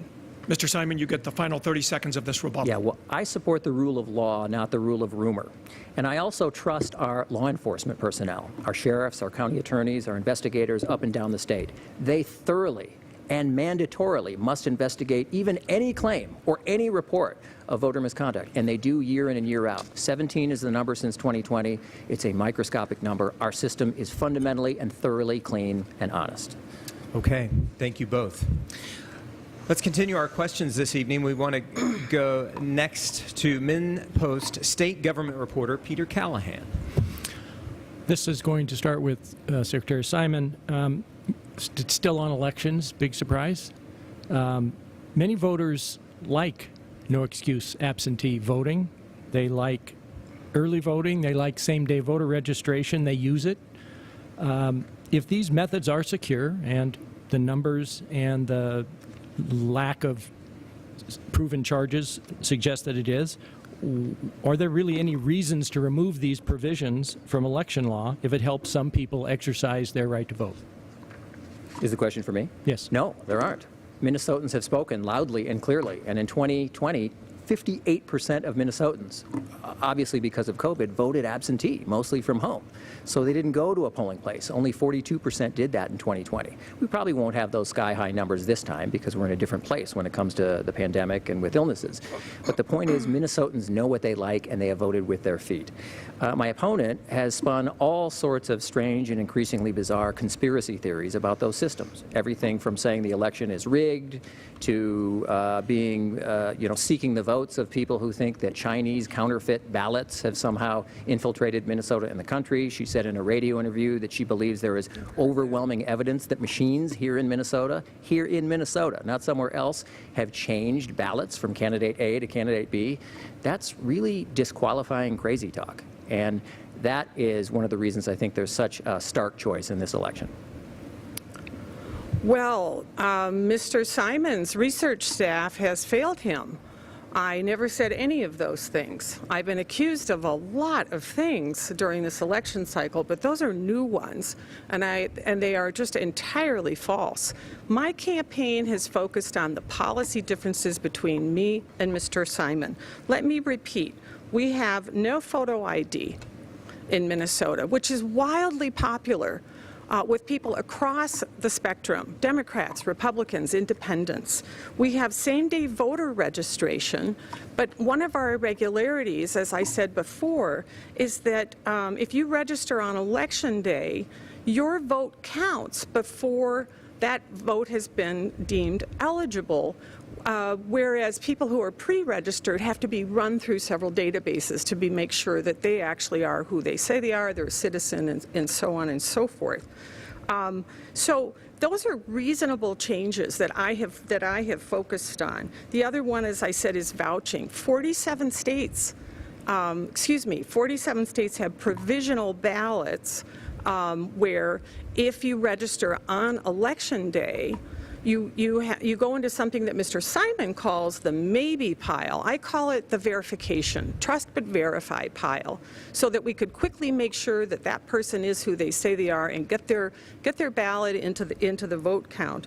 And then I call it the Ole and Lena rule, where we allow a registered voter to vouch for another person in the polling place on Election Day. These are the things that undermine the confidence of voters. We have common sense. Okay. Thank you, Ms. Crockett. Yeah.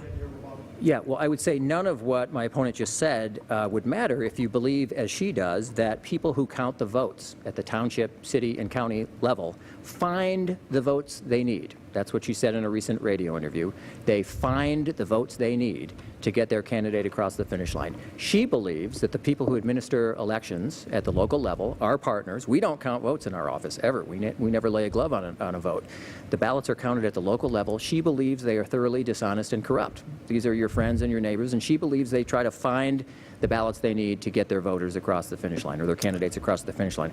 I don't know what to do with that. I don't know what to do with a person who thinks that way, who seeks to oversee the election system, has such contempt for the system itself and the people who run it. Minnesota, don't hire an arsonist to be your fire chief.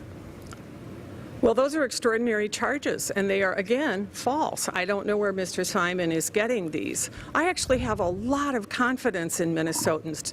It's Mr. Simon who has been hostile to the idea of, for example, having Democrats and Republicans working together on ballot boards. This has been a point of contention for several years, where Minnesota Voters Alliance and other citizen groups have been saying, Mr. Simon, if you're going to push an absentee balloting system and a mail-in ballot system for greater Minnesota, then we need to have real transparency and accountability on the ballot boards. He has argued to our Supreme Court that election judges from the major parties are unnecessary partisans rather than important players in the system. I do trust Democrat election judges and Republican election judges to work together to make that honest, just like they do on election night. When you walk into the precinct, aren't you comforted by the fact that you're meeting judges from the opposite parties because they keep each other honest and on the up and up? I do have confidence in Minnesotans and their ability to run a fair and secure system, Mr. Simon. Okay, so we do want to continue our questions this evening. Next, we go to ABC 6 News anchor Laura Lee.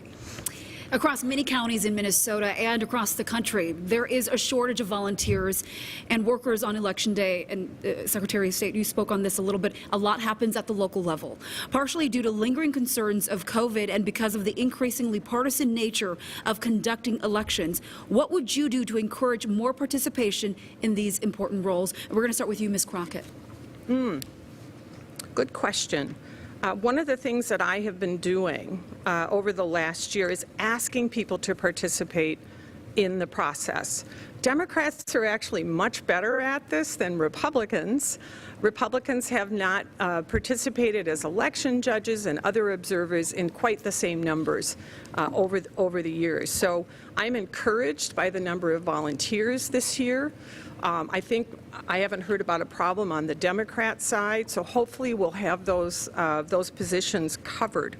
And that's what makes the system work, is to have citizens from both parties and other parties as well. We have others in Minnesota. And I have enormous confidence in them. As I said before, Mr. Simon has called them unnecessary partisans in the process. He's been very hostile to having them participate, particularly on our ballot boards, all the while encouraging the state to move away from, for example, in-person voting, civic traditions that unite us, I call it, where we vote in person, to this mail ballot system in greater Minnesota and the absentee balloting system. So if you're out there listening, there's still time, by the way, to volunteer, to help on Election Day. Call your city, call your county. They may be looking for additional help. Thank you. Mr. Simon. I really appreciate the question. Every year in Minnesota, we need 30,000 people to step up and do that job. 30,000, that's a small army.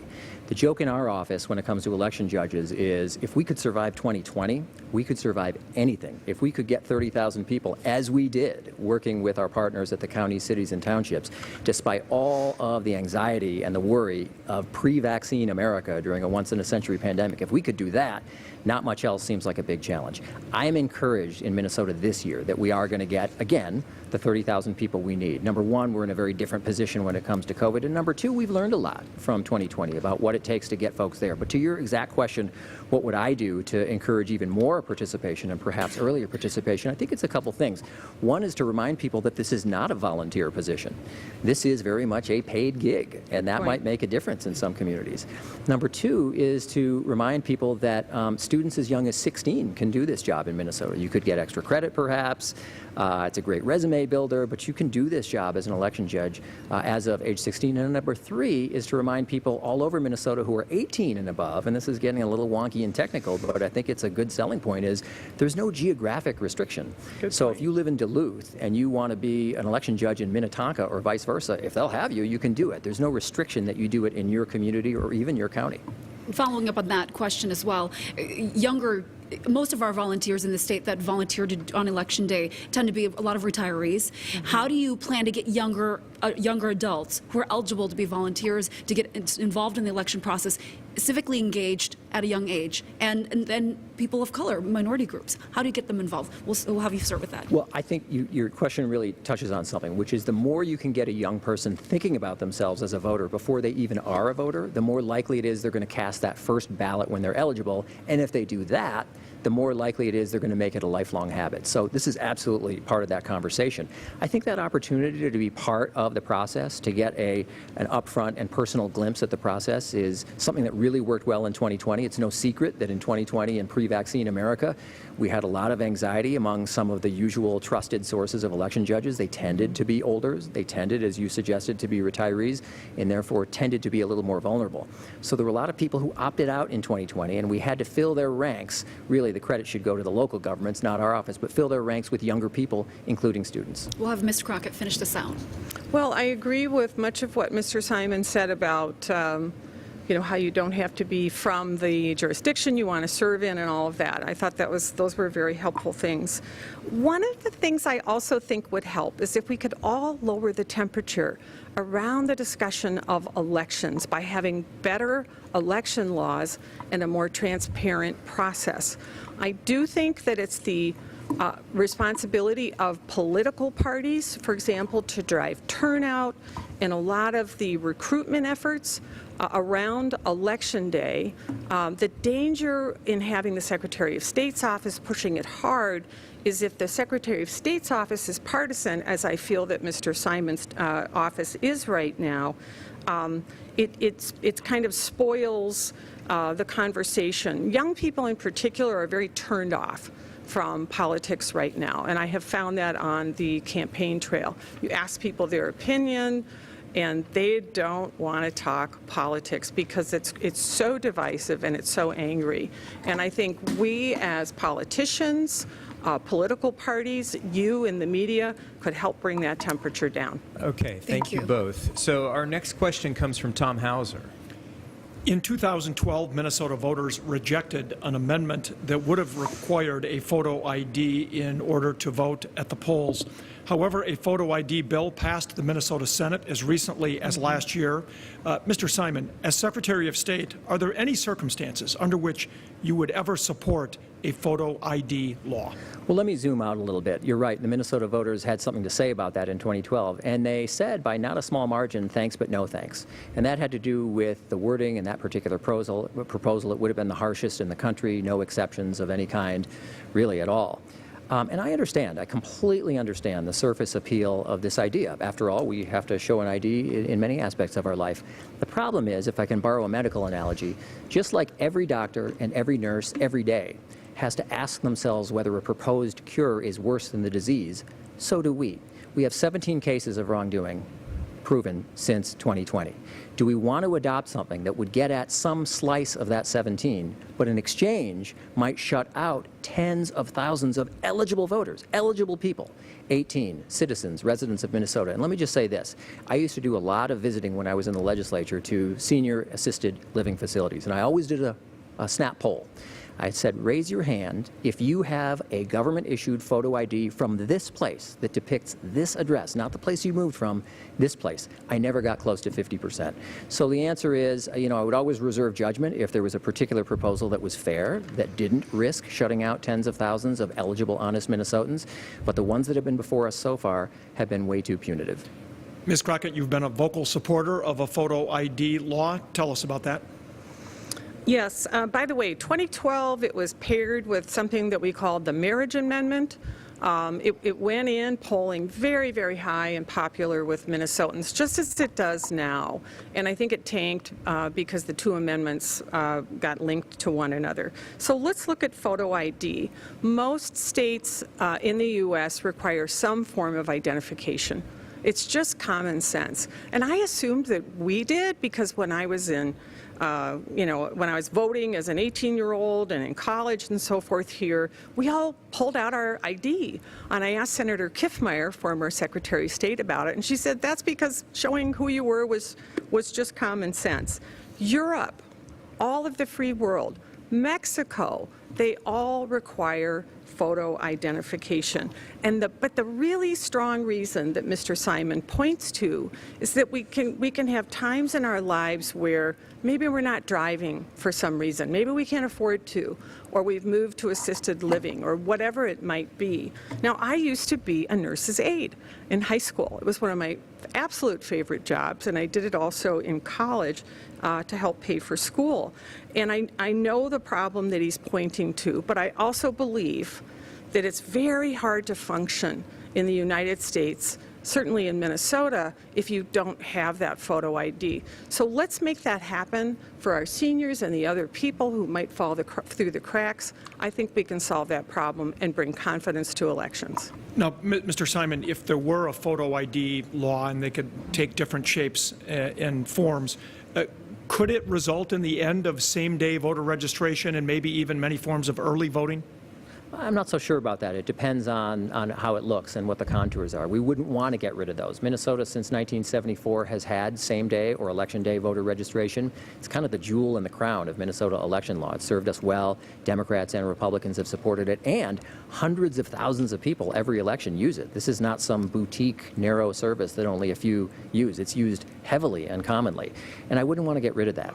That's one of the things that explains why we're number one. So to answer your question, Tom, I think it would depend on the proposal, but we wouldn't want to go there if it did. We wouldn't want to risk giving up what has been such an open door, such a way to get so many Minnesotans involved. I just want to say one quick thing, if I might, is that just keep in mind, I hope folks know, that in Minnesota, to even get in the system in the first place, to get registered to vote, you have to show two things, ironclad.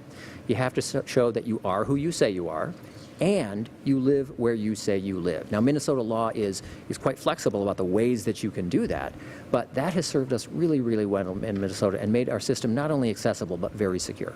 Ms. Crockett, could a photo ID law have the unintended consequence of reducing the number of people who vote?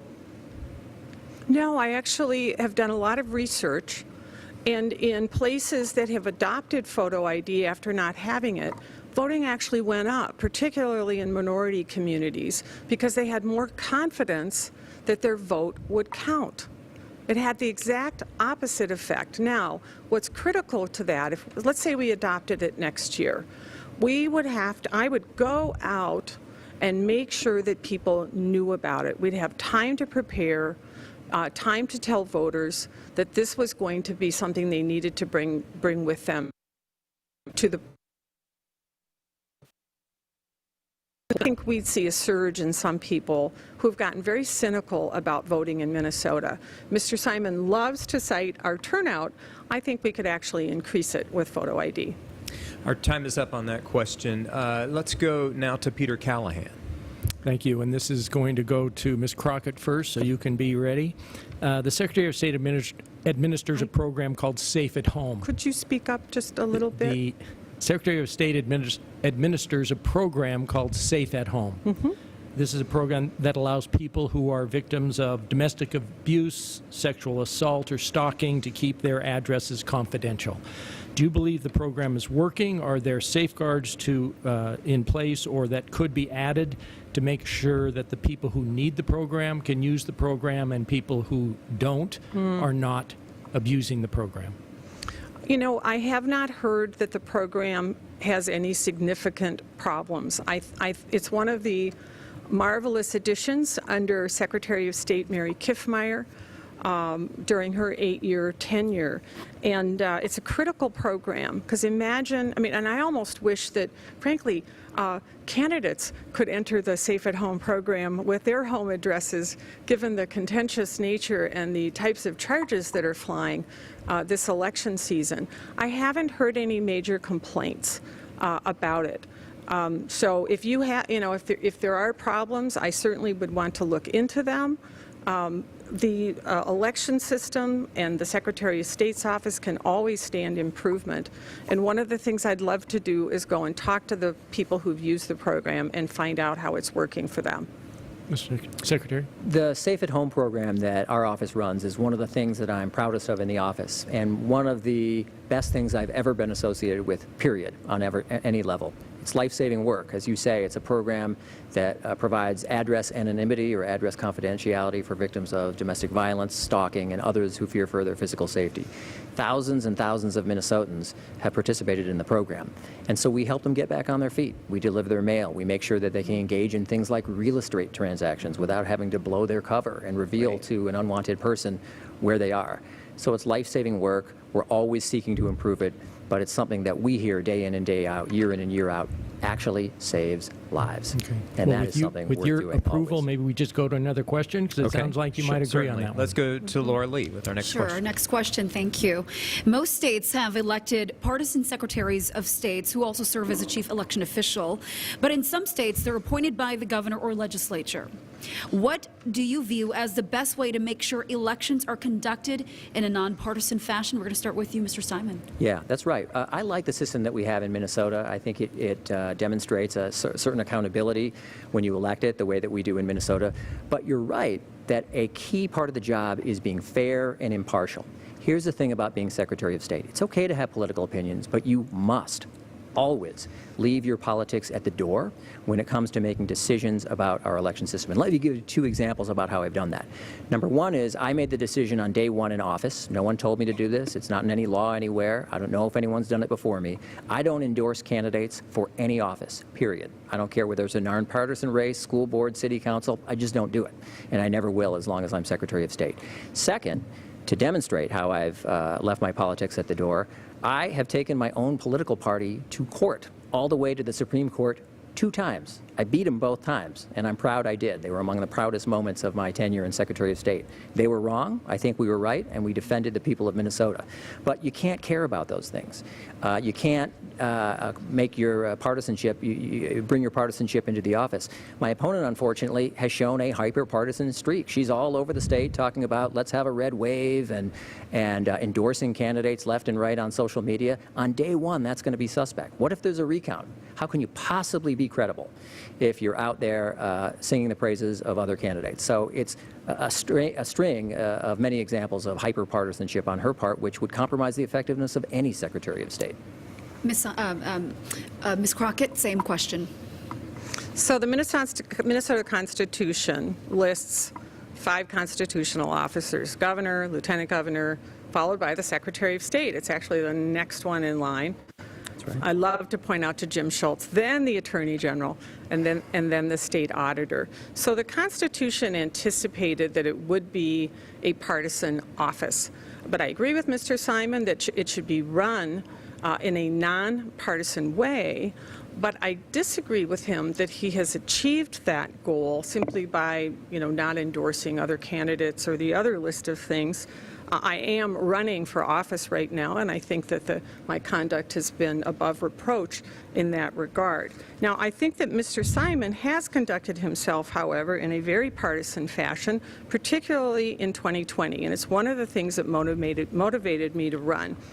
One was that he went into court after asking the legislature for certain accommodations during COVID, and the legislature gave him reasonable accommodations, but not all that he'd asked for. But he went into court with a friendly plaintiff and removed protections for absentee balloting, namely witness signatures, postmarks, and he extended the dates that they could be voted. He also allowed Mark Zuckerberg into our state to spend $7.2 million to help get out the vote in largely Democratic areas here in Minnesota. And he also continued to show hostility to party-balanced absentee ballot counting, even though 58% of the vote came in absentee. Ms. Crockett, thank you.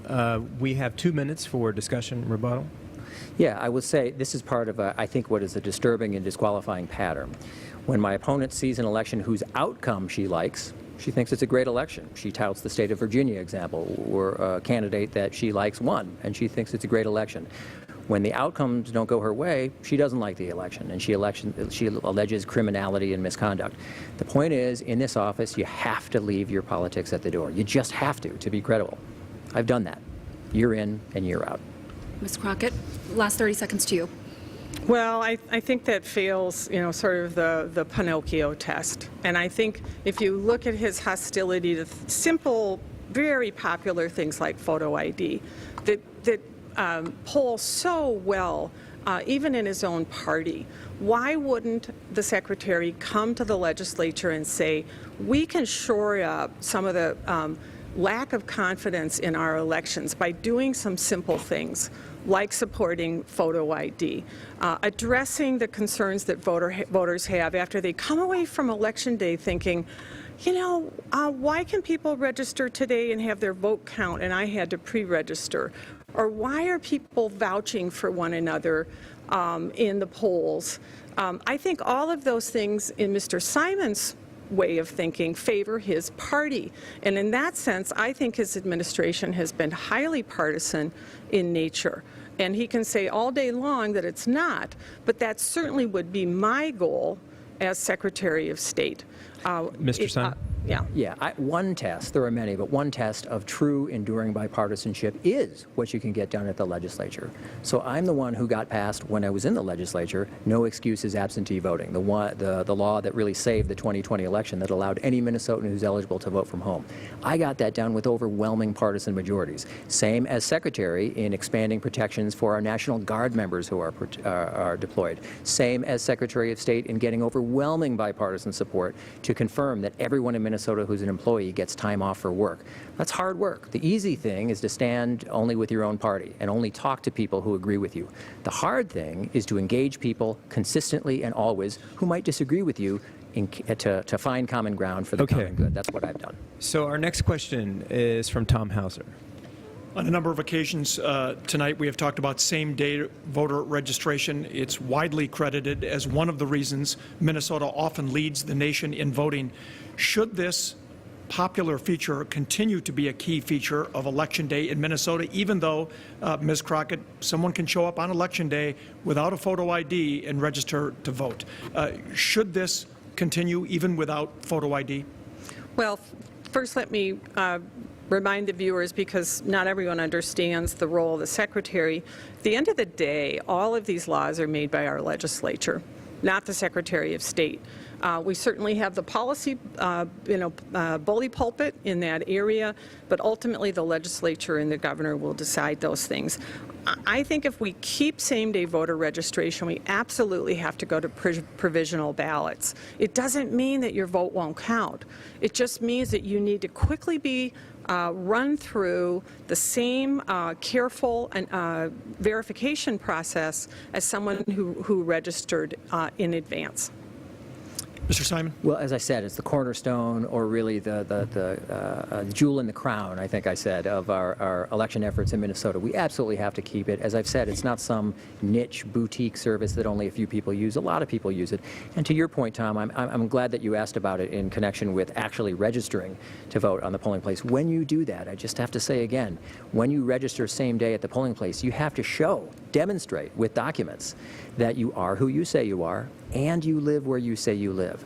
That is the ironclad guarantee that Minnesotans have, and it's one of the reasons our system is not only clean and honest, but regarded as so by over 80% of our folks. And your view on provisional ballots, as your opponent has suggested? Right. Well, provisional ballots is a very broad term. It's like saying you drive a vehicle, right? I mean, it comes in many forms. But I think what she's talking about, the way that we've seen it proposed in Minnesota, would really use it not as a shield for voters, which it was intended as, but a sword to get at voters and to harm voters who are very often or nearly always eligible to vote, at least in Minnesota.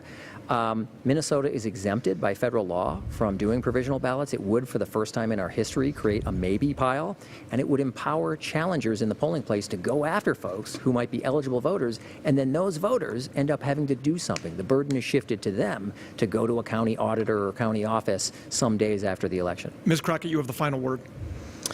In 2018, the Office of Legislative Auditor, which is highly respected by both sides of the aisle, asked Mr. Simon to do a couple of things, including modernizing the state voter roll system. It pointed out, however, with regard to same-day voter registration, that following the election that year, 26,000 people were found to have failed the eligibility test. That's 26,000 people across the state of Minnesota. That's too high. And I think it points to, and this is what the Office of Legislative Auditor was trying to get to, that there are too many big cracks in the system. And the way to handle it is provisional ballots. And we'll give you a few seconds to respond to that. Yeah, again, we got to talk about the rule of law, not the rule of rumor here. 17, that's the number since 2020 of actual bona fide cases of misconduct. Our system is clean, it's honest, and Minnesotans know it. That's why they keep voting at the #1 rate in the country. Okay. Thank you for your answers. Peter Callahan has our next question. Thank you. Short, quick question. Is the result of the 2020 presidential election still a doubt in your mind? And if so, what does that mean for elections in the state of Minnesota? And Mr. Simon, you're first with this question. No, it is not in doubt. Joe Biden won the state of Minnesota by 230,000 votes. That's not a close election. My opponent, as recently as a few days ago, doubled, tripled, and quadrupled down on her suggestion that we'll never really know.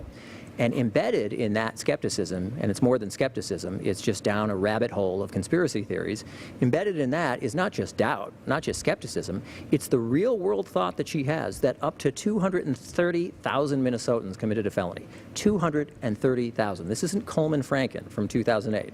This is a margin of 230,000, and she cannot bring herself to say that Minnesotans were honest and our system is clean. She continues to fan the flames, the same flames that light the fuse, that inspire at the margins the kind of violence that we saw on January 6th of 2021. It is irresponsible.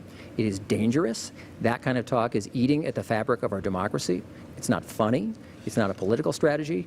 And that's why it's particularly disqualifying in this case, not only for this office, but I would say for any office.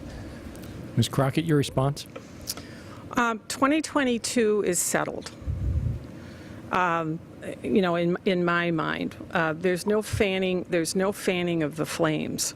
What I have done during my campaign, very responsibly, by the way, is used my First Amendment rights, which we all still have, to point to what I thought were major flaws in the way that Mr. Simon administered our election here in Minnesota in 2020. And I have pretty much kept my remarks to our state here in Minnesota. As I pointed out earlier, he changed our election laws outside of the legislative process.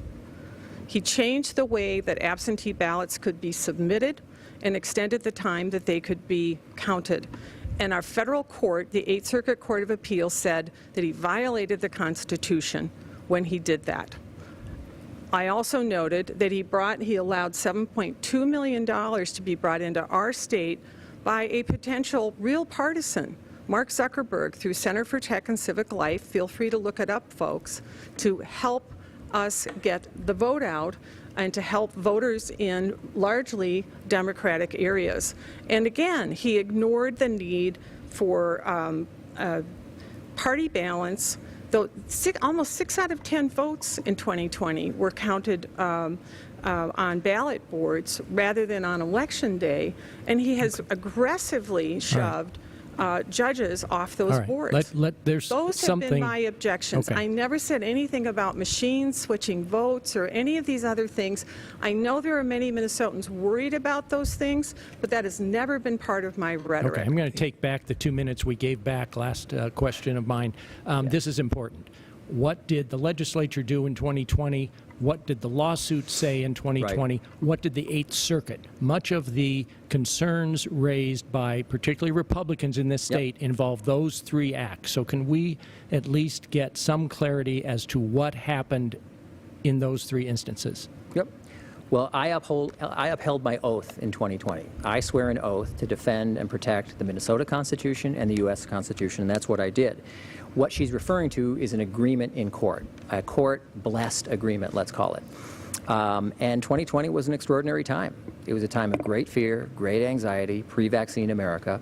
And what the court said, and by the way, the court only issues these court-blessed settlements once all people are heard, all the political parties, all the campaigns. They can submit written briefs, they have oral arguments, and at the end of the day, the judge heard all of that, and she wrote a several dozen-page opinion saying not only could we do this as a state, but it was required by the Constitution that we make these one-time modifications. These weren't any items that I or anyone else had asked for from the legislature.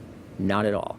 But this is what the court said we needed to do. And you know what happened? An interesting thing happened. When the court came down with its decision, everyone stood down. In the end, in the final analysis, the Trump campaign, the Biden campaign, the state Republican Party, and the state DFL Party all agreed. They stood down. They stopped their appeal efforts, and we went forward as a state. We pulled in the same direction. We cleared obstacles from the path of voters. And again, for the 3rd time in a row, something extraordinary happened. Minnesota was #1 in the country. Turnout was up, by the way, in rural areas, suburban areas, urban areas. It was a rising tide that lifted all boats. Sometimes it helped Republicans, sometimes Democrats. That's what you want in a state. Okay. That's who we are, and that's who we should continue Ms. Crockett, to be. Please. So in the early days of COVID, Mr. Simon went to the legislature that spring. We were all trying to wrap our arms around what we were dealing with, and he asked for some big policy changes that he'd been trying to get through the legislature for a long time, including sending mail ballots to every registered voter in the state, even though we lacked the infrastructure to deal with that responsibly.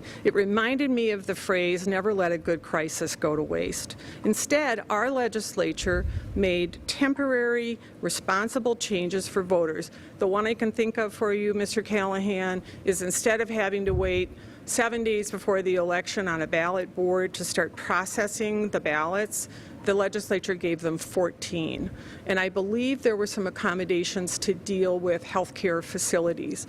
And those expired by their own terms in 2020. But rather than following that law, he went into court with a very friendly party by the name of the Democracy Docket, and the judge involved is the former state political director of Amy Klobuchar. It was a very friendly settlement that my side sees as rather collusive. And a federal court said that it was unconstitutional. It's not me saying that. It is the Eighth Circuit Court of Appeals that ruled that there is no COVID exception to the Constitution, period. Okay, thank you, Ms. Crockett. So we want to go to our next question and move forward. This is with ABC 6 News anchor Laura Lee. Many people, of course, associate the Secretary of State's office as primarily an office focused on election and election integrity. An often overlooked role of the Secretary of State's office on a day-to-day basis is a registration of businesses in Minnesota. Do you have any ideas for streamlining this process to make it easier for business startups and encourage business creation? We're going to start with you, Ms. Crockett. Well, one of the things I've done is I've traveled our absolutely gorgeous state, by the way, is ask people, how are we doing in the Secretary of State's office with business filings? And by and large, I hear that the system that Kiffmeyer set up long ago and that has been pulled forward by other secretaries is in pretty good shape.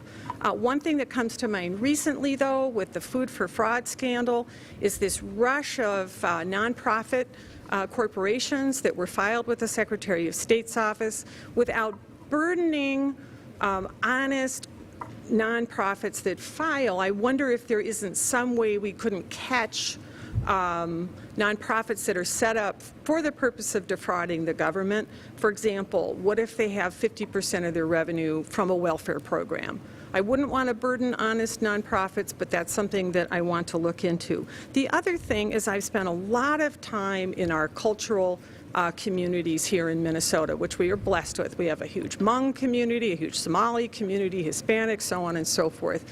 And what they tell me is that while the Secretary of State's office has language options and so forth, a lot of small businesses just don't have an understanding of what's required of them, and I think we can do a better job with that in the future. Mr. Simon, well, thank you. It's work that I really enjoy doing. We are the welcome mat for Minnesota businesses, because very often the first thing that a business will do in Minnesota or most places before they get a license or permit, before they hire someone, before they get insurance, is actually file the business itself. What are you going to be called? ABC Inc., XYZ Company, etc. So one of the things we've done is make that process smoother. We've cut red tape. We've cut steps in the process for such things as changing the business form. Some people say, I'm this kind of business, I'm a corporation, I want to be a partnership. So we've cut the steps and cut the time that people have to spend doing that. We've also started a survey that we call the Minnesota Business Snapshot. That's an exciting opportunity for entrepreneurs. It's a voluntary survey that people fill out when they get or then when they renew their business, and it has built a robust database that people all over the state of Minnesota can use, whether it's chambers of commerce, economic development authorities, or individual consumers, to find businesses of their choice or to target customers. So we want to continue to innovate and continue to do those things. I've been particularly proud of my role personally in going to new American communities of all kinds, speaking at conferences about business development, about immigrant entrepreneurs. We want to welcome them too. That's part of our welcome mat function as well, and I'm proud to have done it, and done it, I think, efficiently and well over the last several years. Ms. Crockett, if you want to add any more. You know, I thought the snapshot survey idea was terrific. Minnesota can be a very tough place to do business. We aren't always business friendly with high tax rates and high regulations and so on and so forth. One of the things I found odd, though, because I did like the idea, is that in the form for businesses who can voluntarily sign up to be part of the snapshot survey that's then shared widely, is that the language in it was really odd. It said, if you identify as a veteran, or if you identify as a woman, you can list yourself that way in the snapshot survey.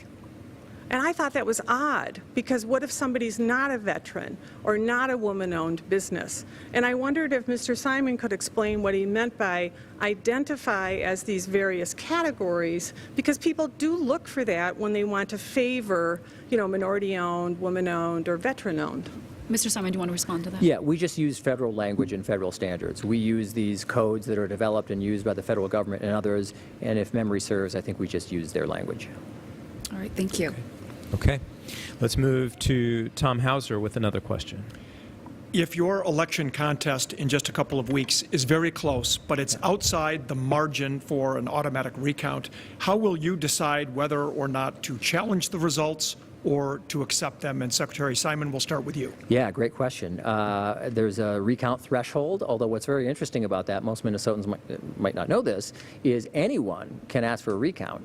It's only the threshold that determines whether it's paid for by the taxpayers. So someone could lose a contest in Minnesota by 1 million votes, and if they want to put up the money, they could do a recount. So I have no plans to do that. My default response is that if it's not within the threshold, there isn't a reason to challenge it or take it to the courts or do anything further with it. It depends on circumstances, of course, but my default response is no. We have those thresholds in place for a reason. They're tough to overcome. They almost never are, and it's good to let well enough alone and stand by the results of the people. Ms. Crockett? I made a similar statement, actually, made a point of putting that in front of you as the press a couple weeks ago. I don't disagree with anything that Mr. Simon just said, and as he said, you know, barring some unforeseen circumstance, you know, that's my plan as well. But you, even if it's outside the automatic threshold, would you still abide by it, or might you You mean go, the 1/4%? Yes. If Or it's might you outside. spend your own money if you think there was something wrong with Well, the system? one of the dirty little secrets about Republicans in Minnesota is they don't really have a lot of money. I mean, the extraordinary thing about this race is the amount that's being spent against me by friends of Mr. Simon. We've totaled it up to be about $4 million at this point to attack my character, to make stuff up about me. And by the way, there's something on my website called The 5 Lies About Kim Crockett, which people are welcome to go look at kimsos.com. So, no, I mean, right now, and as I said in my press statement a couple weeks ago, you know, barring some unforeseen circumstance, I'm planning to win, but if, you know, in the event that I don't, no, I would accept the results of the election. All right, unless you have a rebuttal to that, it sounds like you both pretty much agree on this topic. Thank you both. Okay, thank you. And thank you both, Mr. Simon, Ms. Crockett, for your discussion, and to our panel for your questions. We want to give you both an opportunity to wrap things up with a 1-minute-long closing statement on why Minnesotans should vote for you.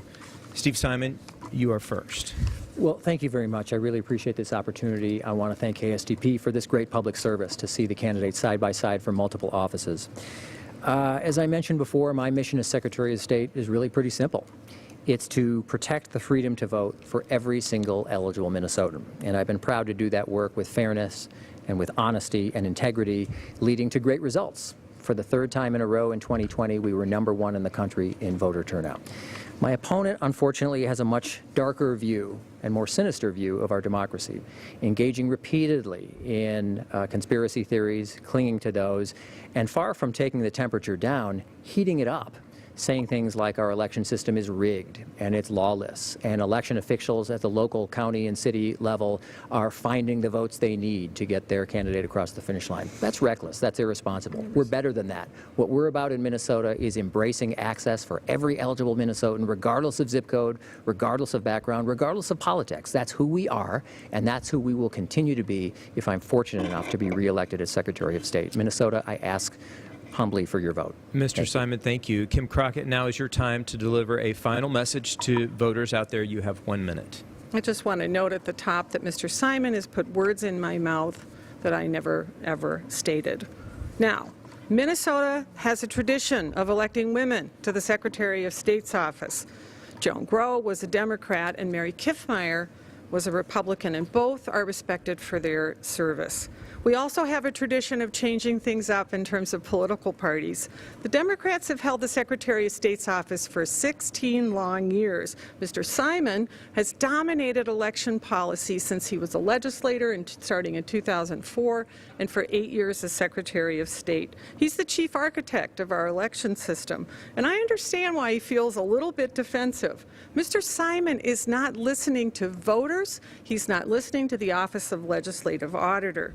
Now, you only have 1 vote, and my goal is to make sure that your vote counts. It should never be canceled by fraud or bureaucratic error. I do want to calm down the terrible divisiveness around elections by making early and flexible options an option, but also very, very secure. So come and get to know the real Kim Crockett at kimsos.com. It's time for new leadership, and I do humbly ask you for your vote. Thank you. Ms. Crockett, thank you. And that does conclude our time with the two leading candidates for Minnesota Secretary of State, incumbent DFLer Steve Simon and Republican challenger Kim Crockett. I want to thank you both for joining us this evening. And while these statewide races are very important for Minnesotans across the state, they're not the only ones on the ballot. Megan Newquist and Chris Eggert from 5 Eyewitness News have more.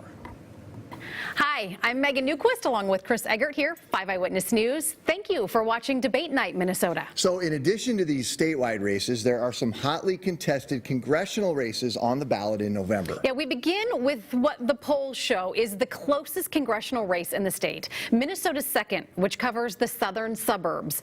Democratic incumbent Congresswoman Angie Craig and Republican challenger Tyler Kistner met each other in their only debate at Dakota County Technical College. My opponent, Tyler Kistner, he opposed efforts to lower drug prices. And you know what? Big Pharma thanked him for that. He opposed investments in renewable energy, and Big Oil thanked him for that. Let me just remind Congresswoman Craig who's actually the voting member in Congress for the 2nd Congressional District, because it seems like you're trying to say I'm voting on half this one. I'm the one sitting here suffering from the last 2 years of your voting record. And after firing opening statements, the debate moved onto the issue that is really dominating TV ad wars, and that is abortion. I'm pro-life, with the exceptions of rape, incest, and life of the mother. But this issue should be left to the states. I will always trust a woman and her family to make this decision more than a politician.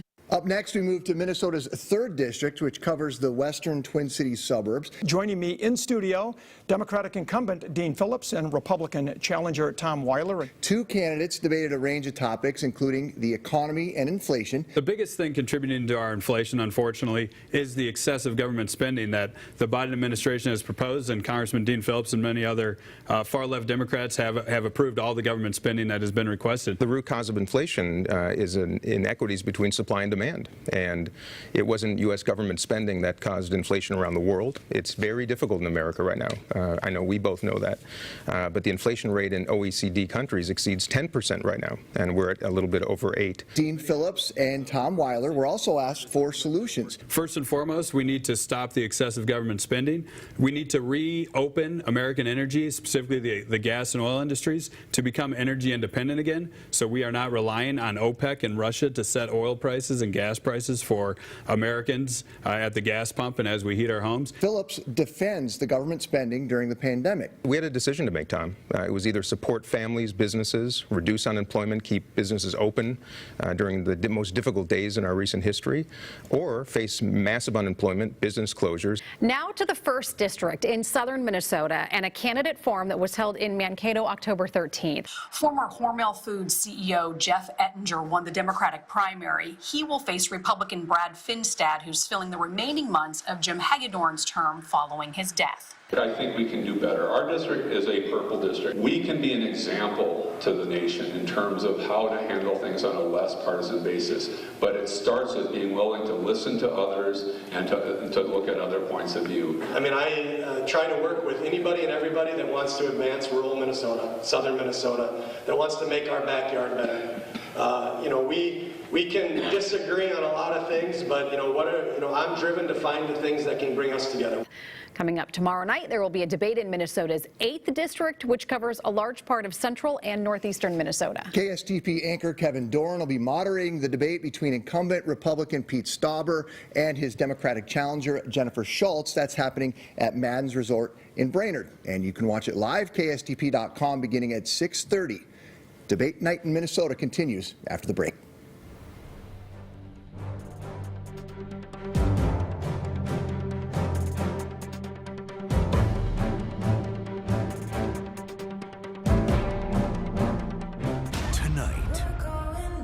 Serial killer Rosalind Dyer is dead. We can focus on catching her accomplice. The rookie crossover event concludes. Our subject will strike again. I will make it my mission to catch who did this. He defines himself by the way he kills.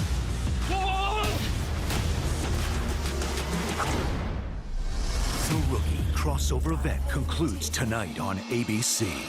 Certain relationships are really getting tested. Monday. I worry about what's going on back at the beach. Split week continues, but the split ups have just begun. I'm sorry, Liz. I feel so betrayed. As couples are reunited. Yes! And hard truths are revealed. You are going back to a very different beach. I'm so sorry. I was like cheating on you. I don't want to be anyone's second choice. There really is no future for us. Bachelor in Paradise, new Monday and Tuesday, 8/7 Central on ABC and stream on Hulu. We're excited for both the lift, but we're also excited to continue what we've been doing on WDIO. I think it's going to be a really great flow. I'll be able to share a little bit about what's happening in WDIO News at 5, and then I get to feel lifted up with your content. It's going to be more of a relationship between the lift and WDIO News at 5. And it's going to be so fun. We need both. We need to have fun, we need to explore, we need to play. We also need to make sure that we are informed, and that's what we're here for. WDIO-DT Duluth, WIRT-DT Hibbing. 5 Eyewitness News presents Debate Night in Minnesota.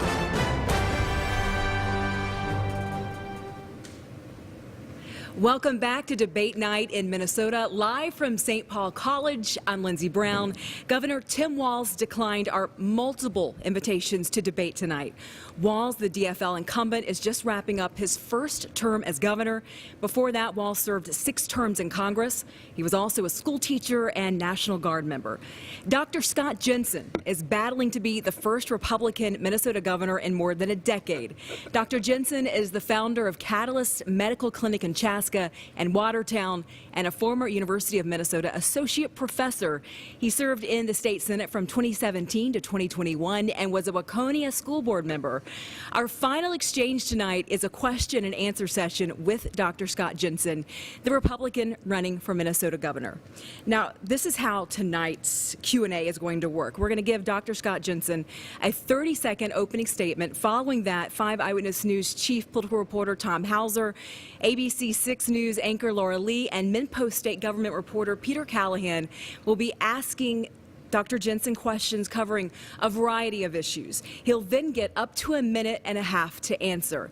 Our panel may then ask a follow-up question. If they do, Dr. Jensen will then again get up to another minute and a half to answer. We will end our question and answer session by giving Dr. Jensen the opportunity to provide a minute-long closing statement. All right, now for our opening statement from Dr. Scott Jensen. Dr. Jensen, you have 30 seconds to explain why the people of Minnesota should vote for you governor of Minnesota. I became a family doctor to help people. I'm running for governor because Tim Walz is hurting people. In his inaugural address, he promised to unite Minnesota. He lied. He failed us. He divided us. He did not lead. Minnesota called out, "Where is our governor?" He was absent. He blamed others, locking down businesses, locking in the elderly, locking out kids. Tim Walz hurt people. He failed to lead. I'm running because I will lead, and we will have safer streets, and we will get a sizzling economy, and we'll take care of our kids.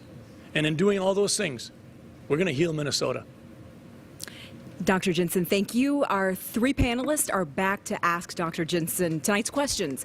5 Eyewitness News chief political reporter Tom Hauser is starting us off. And Senator Jensen, thank you very much for being here. The governor and legislature could not agree on final passage of a budget bill last spring that included $4 billion in tax cuts along with new spending on things like public safety. You urged your fellow Republicans to reject that deal in the Senate. Why did you oppose that bill and ultimately leave those tax cuts on the table? We wouldn't be asking this question if Tim Walz had done his job. When you let the legislature meet for 5 months and don't get serious about doing something, this is what happens. This is on Tim Walz. Basically, there was $12 billion they were talking about, and they were talking about having $4 billion in additional spending, $4 billion in tax relief, and $4 billion left on the line. The problem was they'd already increased the budget from $47 billion to $52 billion. We had a 75% increase in our general fund budget in little more than a decade. That's the largest chunk of money increase in the history of the state of Minnesota, from 47 to 52 or 53 billion. Tim Walz wanted to spend $3 or $4 billion more. Had he been willing to simply do the tax relief, it would have gone through. Had he been willing to do the bonding bill, it would have gone through. But he wanted more spending, and that was a problem. From my perspective, I thought that Tim Walz was literally trying to increase spending to a 17% increased budget, and that's just not acceptable. So actually, who stopped the legislative session was Tim Walz, because on a hot mic, his chairman of the House committee whispered to Senator Kiffmeyer, the governor called, or something to that effect. The governor called, and we're not going to be able to go along with what we'd already negotiated because he doesn't want to do it. So this was shut down by Tim Walz, and Tim Walz had a chance to anywhere along the line call a special session if he wanted to. Was part of your opposition to that bill a political calculation that perhaps Republicans would take the House and Senate, perhaps you would win election, and that you would get greater tax cuts, or you'd be able to shape it more to your liking, even though you left billions in tax cuts on the table? At that point in time, my concern was just an unsustainable biennial general fund budget increase. We were looking at going from 10% to almost 17% increase in the budget. I feel that's irresponsible. It's unsustainable. We had not taken care of the real business. Right off the bat, they should have gotten rid of taxing Social Security twice. That should have been done in a standalone bill. Instead, it was always, if you will, political trade bait. And this is what goes on all the time. And Tim Walz is a master at it. So from my perspective, I think my motives are pretty clean. I just did not want more spending. I felt like if Tim Walz would let us do something standalone, a bonding bill, it'll go through. Tax relief bill, it'll go through. But if you're going to connect it to more spending, it shouldn't go through. And the Republicans in the House said that. There were even some Democrats who were uncomfortable with what Tim Walz was trying to do. And certainly the Senate Republicans stopped that cold in its tracks. Just 25 seconds left. Were you concerned at all about the fact that additional public safety money would now be stalled as a result of this? I was concerned that Tim Walz was playing games, and a significant portion of that money that he was saying for public safety was actually not going to the police. If we're going to fix public safety, it has to be about the cops. We've got to put more cops on the street. We've got to fund them. We've got to quit playing games. We're saying, well, we're going to have community people that aren't armed. If you have community people and you say, well, these are going to walk the street and they're going to somehow help, I think we're kidding ourselves. All right, our next question is with ABC 6 News anchor Laura Lee. Senator, the $250 million fraud investigation into Feeding Our Future has made headlines across the country.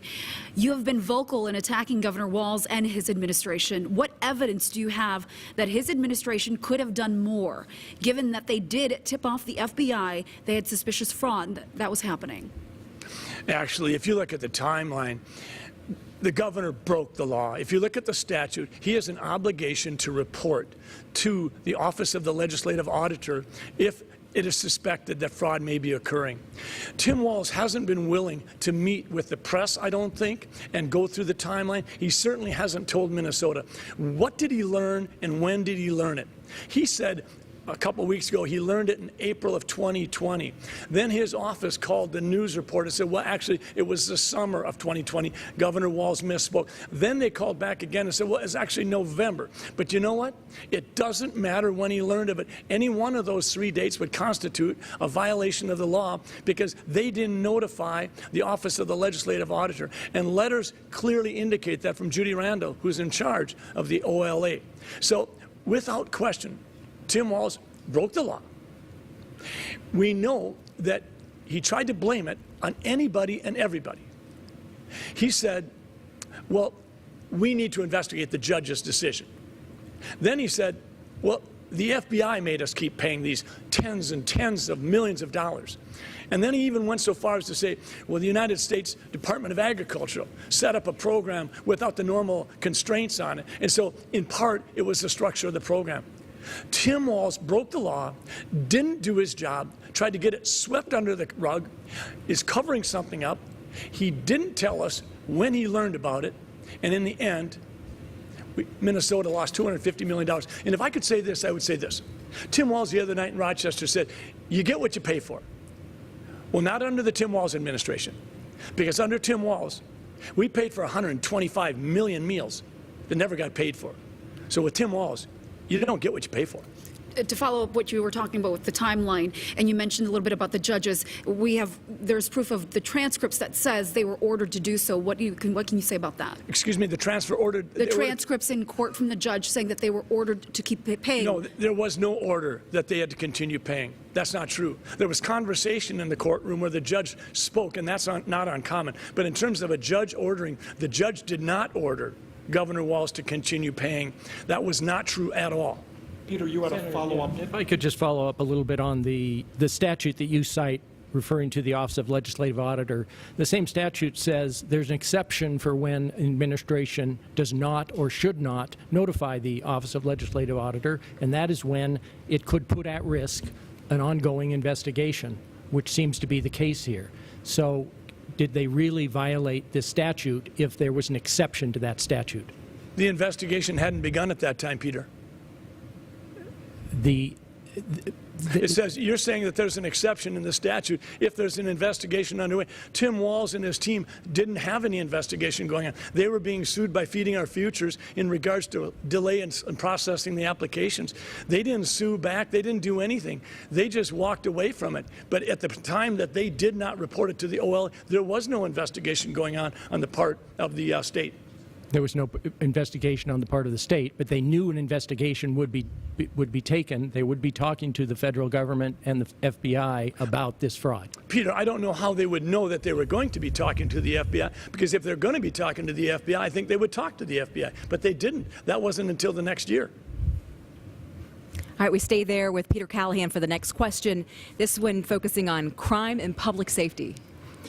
You talked earlier about your proposal on criminal justice and crime problems, but is hiring more police really the only way to reduce crime in the cities, in the suburbs, and the state? Or does that just react to what's going on at that very moment? In other words, would you consider any ideas that might help get to young people early, keep them out of trouble? Are there some ways that even from Democrats that you could see wisdom in trying to reach out to communities like that?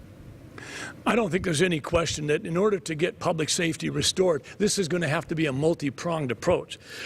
Tim Walz said the other night, and he'd be able to, if we didn't have an empty podium, he could maybe respond for himself, and then we could see his wonderful smile, right? But he's not here tonight. The bottom line is, he said the other night, there should be a heavy cost for criminals. There hasn't been a heavy cost for criminals. Whether you're talking about his Department of Corrections, whether you're talking about the judges, whether you're talking about the no cash bail, there has not been a heavy cost for criminals. We have repeat violent felons back on the streets over and over again. I think what we need to do is a multi-pronged approach. We need to have more cops on the street. No question. 2 or 3 times what we have right now. We need to have restorative justice in place. We need to use incarceration as a tool for deterrence. You cannot do it any other way. And we must understand that a mandated minimum sentence means a mandated minimum sentence. But we need to enforce the law. If we don't enforce the law, then we're not going to be able to, Peter, rehab some of those people. Right now, we've got carjacking, which wasn't even tracked until Tim Walz became governor. And I think in 2021, we had almost 800 carjackings. The really alarming thing is the majority of these carjackings are being committed by people under the age of 20. In many situations, under the age of 17. There's probably reasons for that. But we're not simply dealing with some hardened criminals out there. We're dealing with a whole generation that's being raised in a culture of violent crime and recurrent, if you will, criminal actions. What are these 16-year-olds going to be doing when they're 26? What is the likelihood that we could possibly get our arms around this unless we get serious about this? Tim Walz has said that he's proud of Minnesota's response when he talked about the riots. He doesn't seem to, at any level, say, the buck stops at my desk.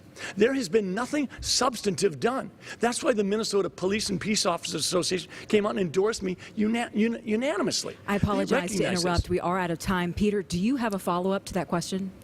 Just to say that sounds like you do think there are ways other than just increasing policing and sentencing. You talked about restorative justice. Peter, you're absolutely right. There are many things we have to do, and there are experts in the field far more knowledgeable on it than I am. But I do know this. The other piece that we need to not ignore is mental health, because an awful lot of these young people do suffer from mental health things. So I appreciate your question and bringing it up, Peter, because this has got to be a bipartisan, multi-pronged approach if we really want to get serious about getting safety back on our streets.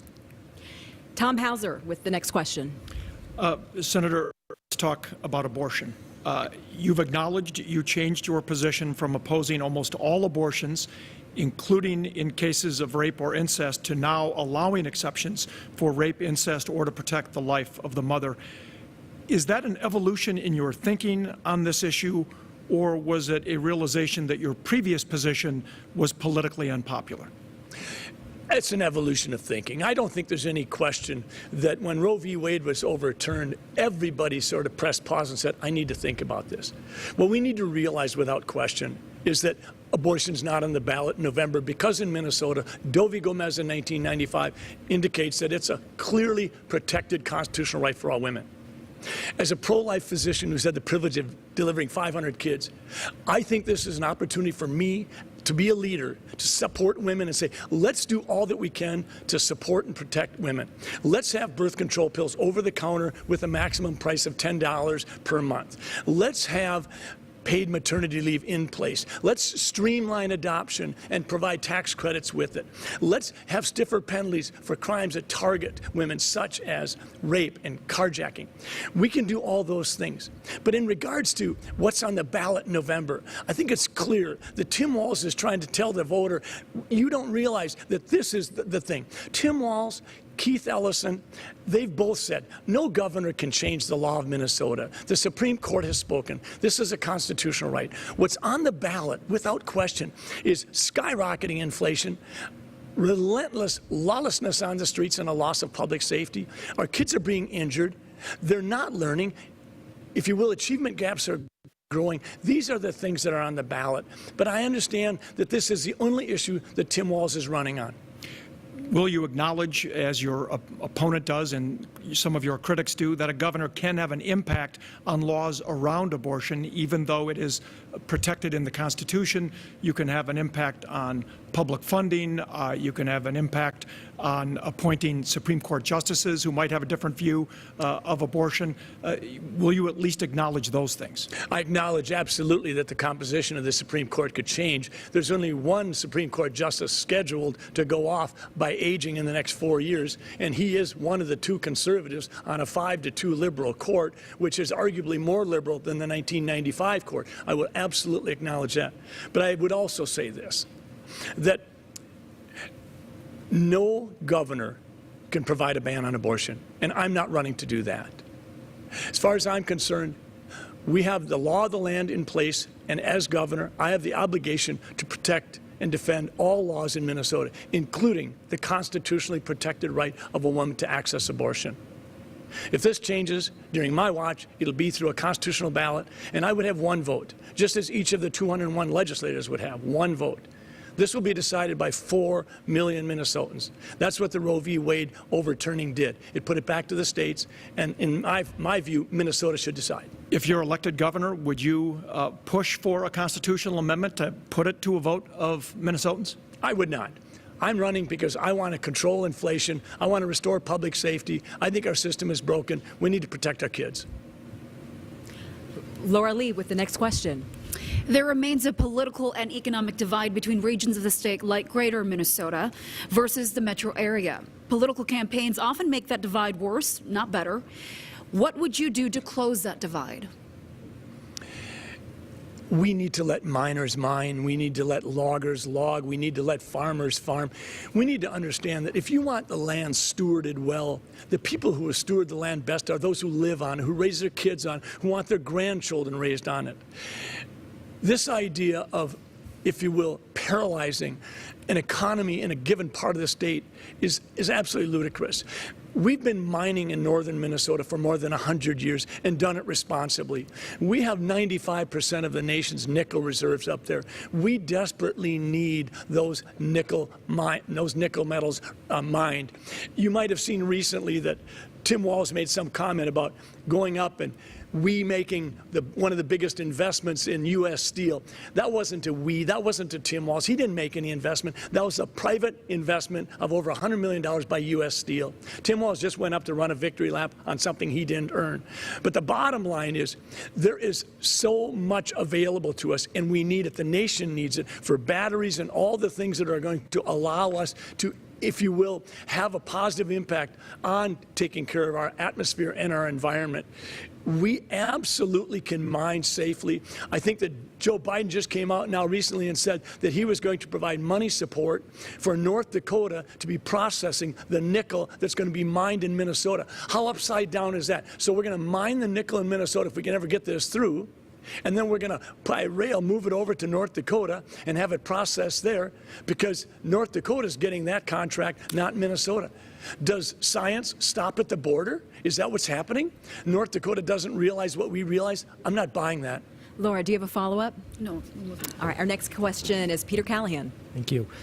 Senator, you've been critical of the state and nation's COVID response, including the vaccination requirements, masking mandates, questioning how COVID deaths were reported on death certificates, even recently likening state COVID guidelines to what the Nazis did to Jews at Kristallnacht.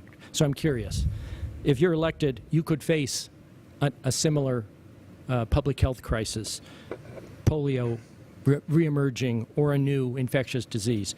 I'm curious as to how you would respond to such a crisis. Would vaccinations be part of a public health response? I spend $250,000 every year purchasing vaccines for my patients. I am vaccinated to the level I would like to be, and that's considered for the most part fully vaccinated. My children have been as well. We'll provide over 1,000 doses of influenza vaccine this year through our clinics. But let me make it very clear. In regards to COVID-19 vaccine and the fact that the CDC has put this on the immunization schedule for kids, in Minnesota, as governor, there will be no mandate for children to have COVID-19 vaccines in order for them to attend school or to go to daycare. And I don't care if you're talking about public schools, private schools, or home schools. There will be no mandate. This is wrong. We have to have parental rights. We have seen this vaccination program ramp through so rapidly. And the two things that people were always focused on, safety and efficacy, both have challenging questions in front of them. You might say that the VAERS program and the side effects that have been reported aren't as meaningful as they were for other vaccination programs. You might say that, and that's fine. But the fact is the CDC itself has said that some 5,000 to 10,000 deaths have occurred within 48 hours of people receiving the vaccine. In 1976, when Jerry Ford got the swine flu vaccine, there were 55 deaths or thereabouts, and that was enough to stop the program. And the efficacy of this vaccine in terms of stopping hospitalization, stopping death, and stopping transmission is woefully inadequate. We don't have that evidence. And Peter, in terms of the death certificates, the thing that initially propelled me, I guess, to the front of the line, I think it's been clearly established that we were seeing the cause of death put on death certificates as COVID when clearly it wasn't. There were people dying of stage 4 colon cancer on hospice, and they were being put down as COVID. We know that was happening. So as far as I'm concerned, I didn't have it all right, but I had an awful lot of it right.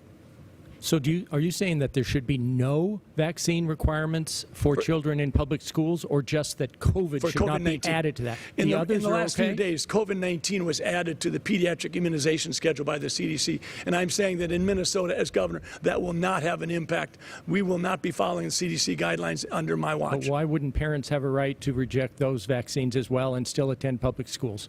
Amen. Thank you, Peter. Why? People are discussing this across the country. Parents are very concerned. I'm not talking about COVID-19 vaccines. I'm talking about the others that are required in this state. Why wouldn't parents have a right to reject those vaccines as well, measles, DPT? Parents should have the right to decide which vaccinations their kids get. And still attend public schools. And still attend public schools. So all the lists, all the vaccines that are required in the state should be voluntary. Right now, we have exemptions available. We have exemptions based on conscientious or religious, and in some situations, we have medical exemptions. I'm speaking specifically to the COVID-19 vaccination approval by the CDC. That will not change anything in Minnesota. Parents can rest assured that if I'm governor, I will not allow a COVID-19 mandated program in order for their kids to attend school. And I think Minnesotans deserve to know, what would Tim Walz do? What is Tim Walz's position on this? Is he going to tell parents that their kids can't go to school if they don't get COVID-19 vaccinations? And it looks like it may be 3 different shots. That's the way it looks. It was difficult to determine exactly what the CDC was recommending. So I think, really, Tim Walz should come out and tell Minnesotans what he would do. Tom Hauser, next question. Senator, you released last week a 10-point plan for economic prosperity on the Iron Range, including many initiatives to promote the mining and timber industries. There wasn't much in the plan by way of addressing any environmental impacts of that. What is your plan for safely expanding those industries? We can safely expand both mining and logging. These industries have been permitted to death. I think Polymet has 20 years of work and almost 20 years and $500 million, and they don't have a shovel in the ground. I think that what you're seeing is political gamesmanship continuously smothering and undercutting the economy of the North. I think you see various political candidates running up to the northern part of the state saying, oh yeah, we'll support you here, we'll support you here, and then they don't. This is horrific what's happened to the northern part of the city. I used to have the opportunity to take care of patients. I used to moonlight at Aurora White Memorial Hospital, and I would see these miners, and they're not asking for anything special. They want to be able to take care of their families and pay the bills and have a roof over their head. I think that our 10-point plan lays out a multitude of things that could happen. Certainly increasing investment, making certain that people that live and grow up in these greater Minnesota communities, especially in the north and in the south where I grew up in Sleepy, in regards to agribusiness, we need to make certain that the young people are encouraged to stay in these communities, that there's plenty of opportunities. Our 10-point plan listed that. I think it also listed, if you will, some various tax credit programs. But there's so much we could be doing. But you will insist on environmental protections in any of these expansions? Absolutely. And we've demonstrated that we can mine safely and we can continue to have the environmental protections. But I think it's one thing to have environmental protections. It's another thing to play that legal game where there's always one more lawsuit around the corner. Thank you, Senator. Laura Lee with the next question, and this one involves taxes. Senator, you have talked about scrapping the state's income tax system and moving towards something entirely new for Minnesota, but similar to what other states do where they rely on more of the sales tax. What do you have in mind and why? The other day in the Star Tribune, there was an article that said, Jensen's tax proposal has big questions associated with it, or something like that. You're darn right it has big questions associated with it. It's a big idea. Rudy Perpich, as a Democratic governor in the 1980s, took the same kind of heat, if you will, from the media and from his colleagues when he spoke to the issue of having open enrollment and post-secondary enrollment options. Those were big ideas that got passed, and they changed the way we do education. This is why campaigns are so pedestrian, so unimaginative, because we don't have the big conversations. First thing we should do is stop taxing Social Security twice. That's unconscionable. That should have been fixed a long time ago. But we, with a $10 to $12 billion surplus, should have that big conversation. How can Minnesota get there? Can we get there? Can we? One plan that I've seen that would work from a spreadsheet perspective is if we would cut our spending 10% the first year and then cap it for the next 3 and use the $10 billion surplus to backfill. In 4 years, we could have reduced every one of our 4 tax brackets by 50%. We would be halfway there. We could then press pause and say, okay, can we get the rest of the way there or not? But if we don't have the conversation, we'll never know. This isn't about increasing a sales tax. This isn't about taking more here. This is about looking at all the options. How much income would we get from increased corporate activity? How much income will we get from the inflation of revenues if we cap our spending? There's a variety of things we could do, but if we don't have those hard conversations, those big conversations where we unleash people who have true expertise in this area, we will never know if we could become one of those 20% of states that do this. How did Tennessee do it? If we want to become the economic hub of the Midwest, we're going to have to be willing to have big conversations, and we're not doing it. We've hit our time, Laura. Follow-up question. Do you plan to end the sales tax exemptions on clothing? No, I have no plans to end any sales tax. I want to talk about all the options. If you look at where we get our income in Minnesota, we have about 12 different tax sources that we get them from.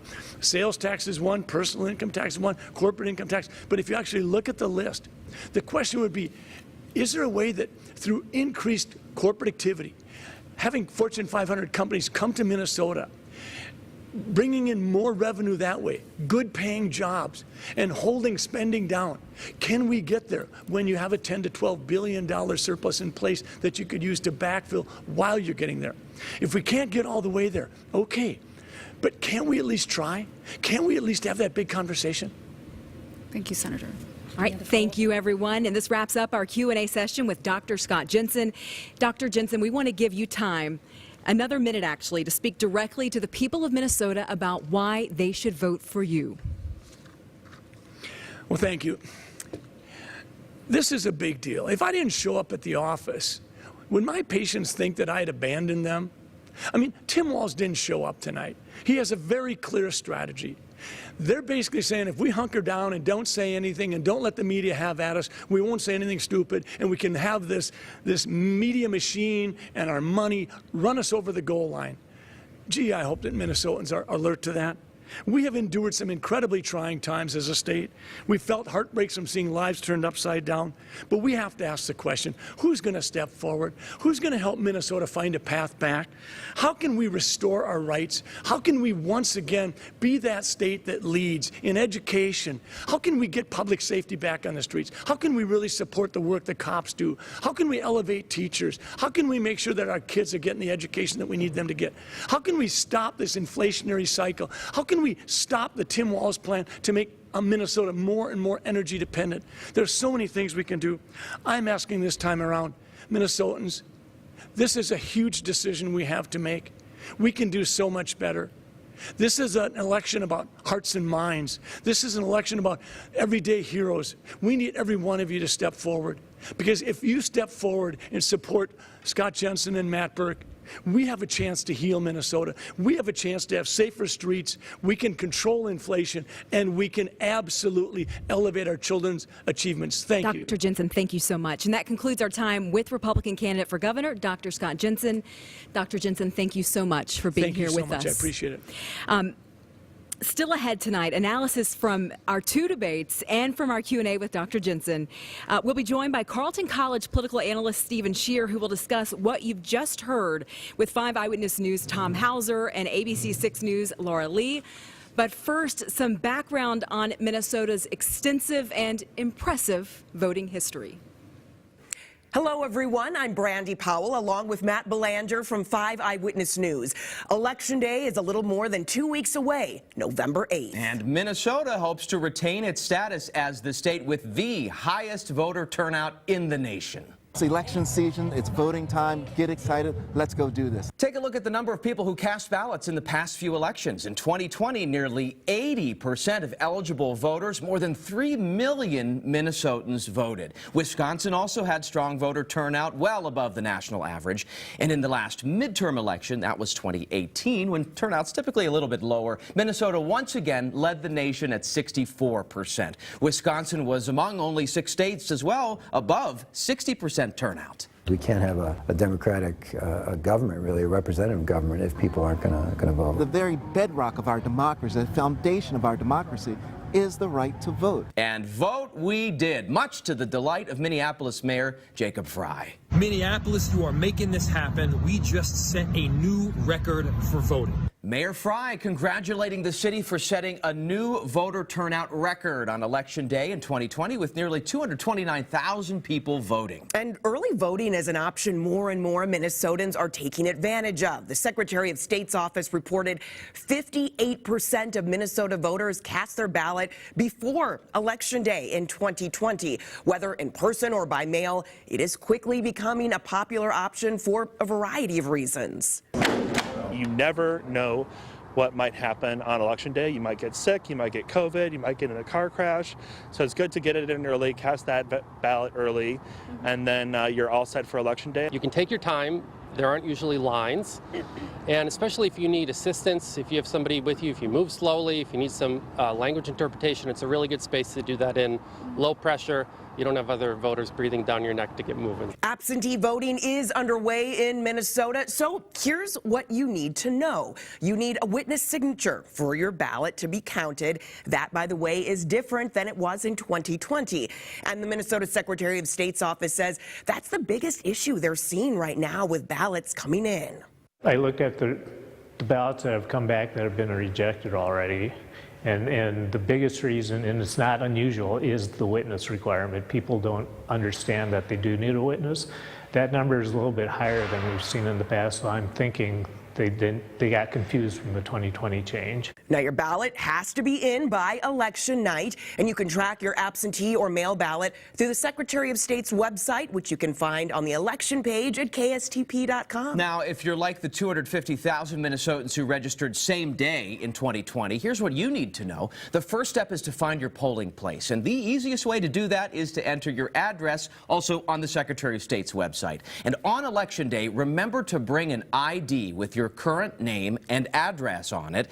If the ID has an outdated address, don't worry. You can bring a current utility bill or a lease to prove your residency, or you can even have another registered voter who can vouch for you that day. Election judges at your polling place are there to help. They are among the 30,000 election workers who make all of it possible. And lastly, know who you're voting for. You can get a sample ballot on your computer or phone in a matter of seconds, and visit kstp.com and click on elections for this year's voting guide. Again, Election Day is November the 8th. Remember to get out and vote. Debate night in Minnesota continues after the break.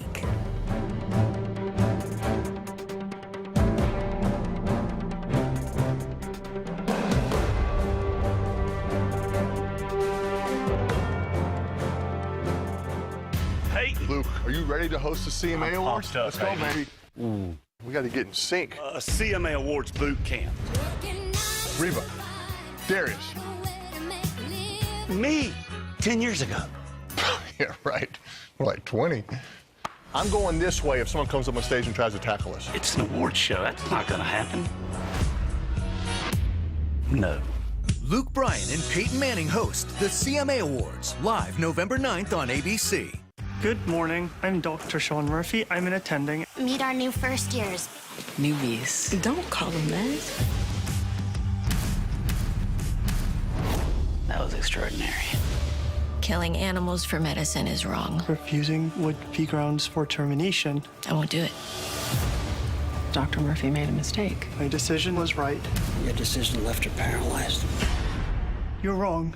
The Good Doctor, new Monday on ABC and stream on Hulu. Making sure our veterans get the care that they need is a priority for Virginia Family Dental. That's why they continue to promote Freedom Day USA. The veterans love it, and they like to share their stories, and we just talk, and it's just a fun day that we kind of rally around each other and deliver care. It seems like they just go above and beyond, so that's very humbling. I think it's more of the interpersonal relationship between us and the veterans that come. WDIO, with you for life.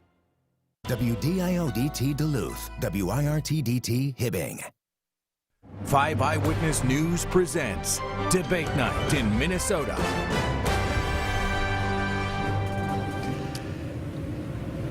And welcome back. You are watching Debate Night in Minnesota, live from St. Paul College. I am Chief Political Reporter Tom Hauser, joined by Stephen Scheer from Carleton College, a political analyst who's been with us for many years now.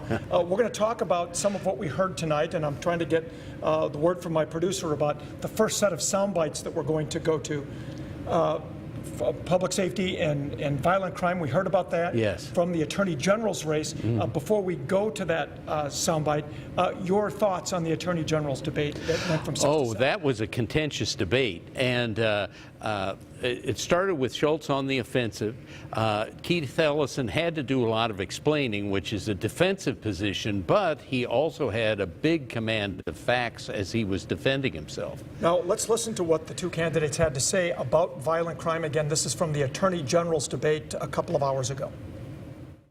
When Keith Ellison brags about 50 prosecutions over 4 years, there have been 7,000 rapes since 2019. There have been over 26,000 aggravated assaults. To brag about 50 criminal prosecutions in that time is representative of how many failures there have been in this office. Mr. Ellison, have you ever not returned a phone call? We have never not returned a phone call. We have taken every major case we've been asked to take. We have never lost one. All right, as you mentioned, it got very contentious on that issue and many others, including the abortion issue, which of course has become the dominant issue, at least on the Democratic side, in just about every television ad that you see. Let's listen to what these two candidates had to say about how they would deal with the abortion issue if their office was ever called upon to deal with that in court. My opponent will absolutely take your right to a legal, safe abortion away. He has said he's going to go on offense to take your right to an abortion away. The amount of misinformation there is truly extraordinary. This is the Attorney General of Minnesota, who should be truthful with the people of Minnesota. He is misrepresenting the facts. Here are the facts. During the Republican primary, I got attacked from the right, saying I was not, for saying this. I said that I will not leverage the Attorney General's office of Minnesota for abortion policy. I said that openly, and people on the right attacked me. And now Keith is attacking me from the left. Now, that is an interesting issue in this race, and it's actually one of the races where abortion could actually play a role in whoever wins the office. Right, going to court. You saw that Schultz, during the debate, was trying to sort of neutralize the issue, say, you know, I'm not going to go against Minnesota law. Ellison was pressing the issue because Democrats generally believe that out of all the issues affecting Minnesotans, abortion is an issue that favors them, and they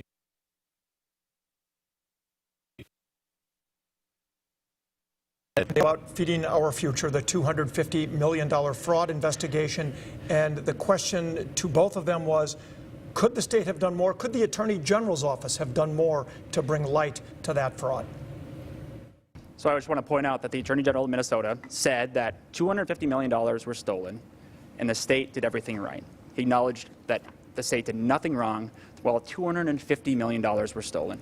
The fact is, there were extraordinary failures on the part of Attorney General Ellison's office during this period. Look, the only people making these scurrilous allegations are people who are in a partisan election. No federal authorities, Andy Lugar and Michael Paul, did not ever say anything other than praise for the cooperation that we gave in this matter. That's the fact. That's the fact.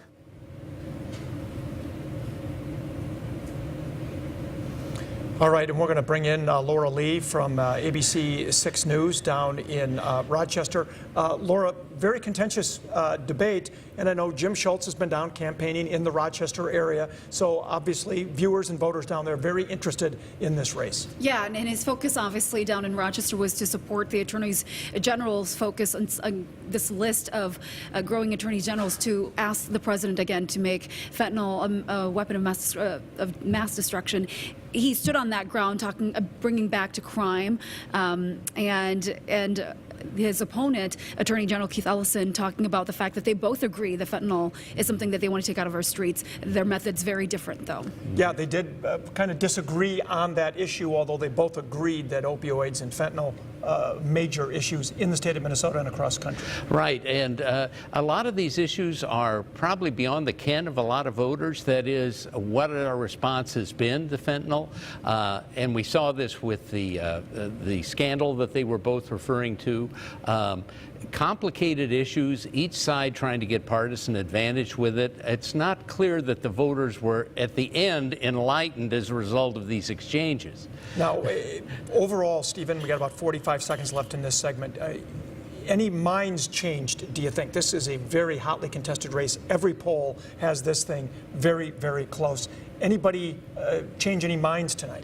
What you saw in this debate was Keith Ellison being aggressive because he feels that his job is very much at risk. This is a closely competitive race. Rhetorically, they were throwing grenades back and forth, and Ellison really believes he needs to be on the offensive in order to hold his office. All right, and now we're going to turn our attention to the Secretary of State's office. Again, also very contentious. Your overall view, before we look at some highlights of that race, it was, again, a lot of you're a liar. We got that in both of these races.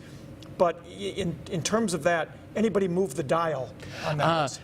This was let me say the Secretary of State Simon, I think, took a different approach. He was less combative than Keith Ellison. I think he believes that he has an advantage in this race. Certainly, his side is outspending his opponent in a big way on the airwaves, and I think that was reflected in his confidence in the debate.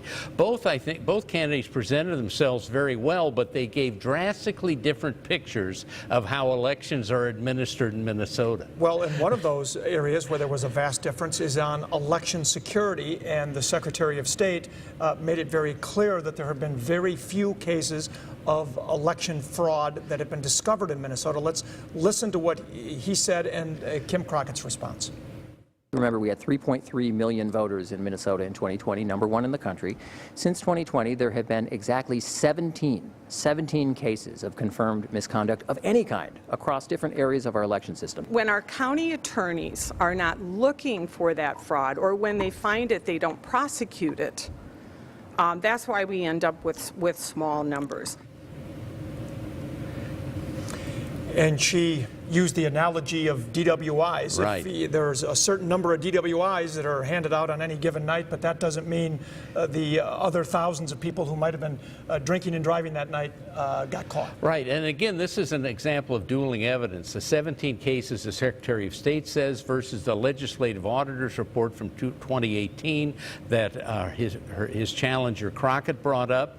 I think this all folds into a big national debate about election reliability, and that is very much part of the environment in which this race is being fought out. Now, we also heard them talk about counting ballots and the security of ballots, and there was some interesting lines delivered in this exchange as well. Let's take a listen.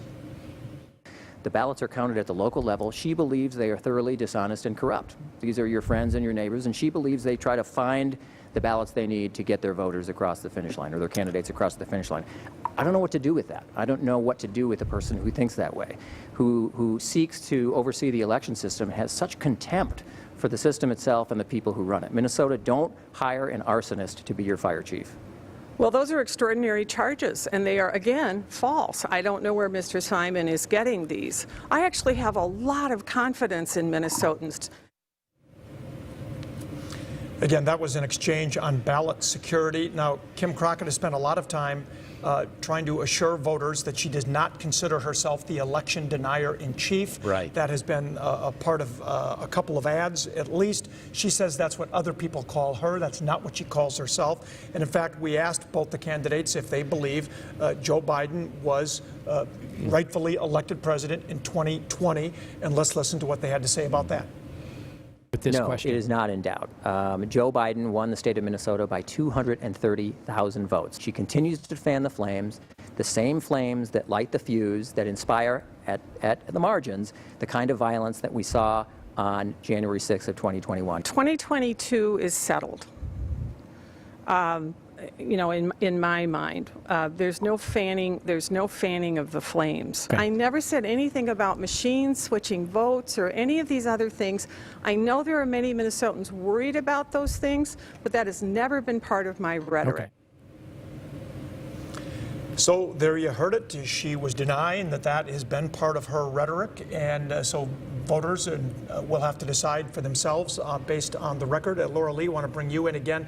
You did ask a question about what can they do to get more election judges, more volunteers to come work at the poll places, because elections have become so divisive. It's hard to find people who want to do this. And you asked them what they could do to bring more young people into the process. Yes, I think it was very important to point out, and just to see where their stances were as far as, post George Floyd. A lot of young people and minority voices want their voices heard, and they want to be a part of this election process. And so I was very curious just to ask what their plans were and their methods were to bring, more volunteers to participate in this election process and to volunteer at on Election Day. All right, thank you, Laura. And we're going to turn our attention now to the governor's race.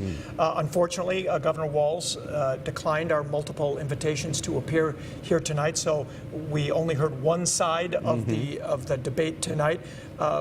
We did try to ask questions where Scott Jensen would have to defend his positions. One of them was about feeding our future. He's made a lot of allegations about what Governor Walz knew and when he knew it, and could he have done something sooner? Let's listen to what Senator Jensen had to say.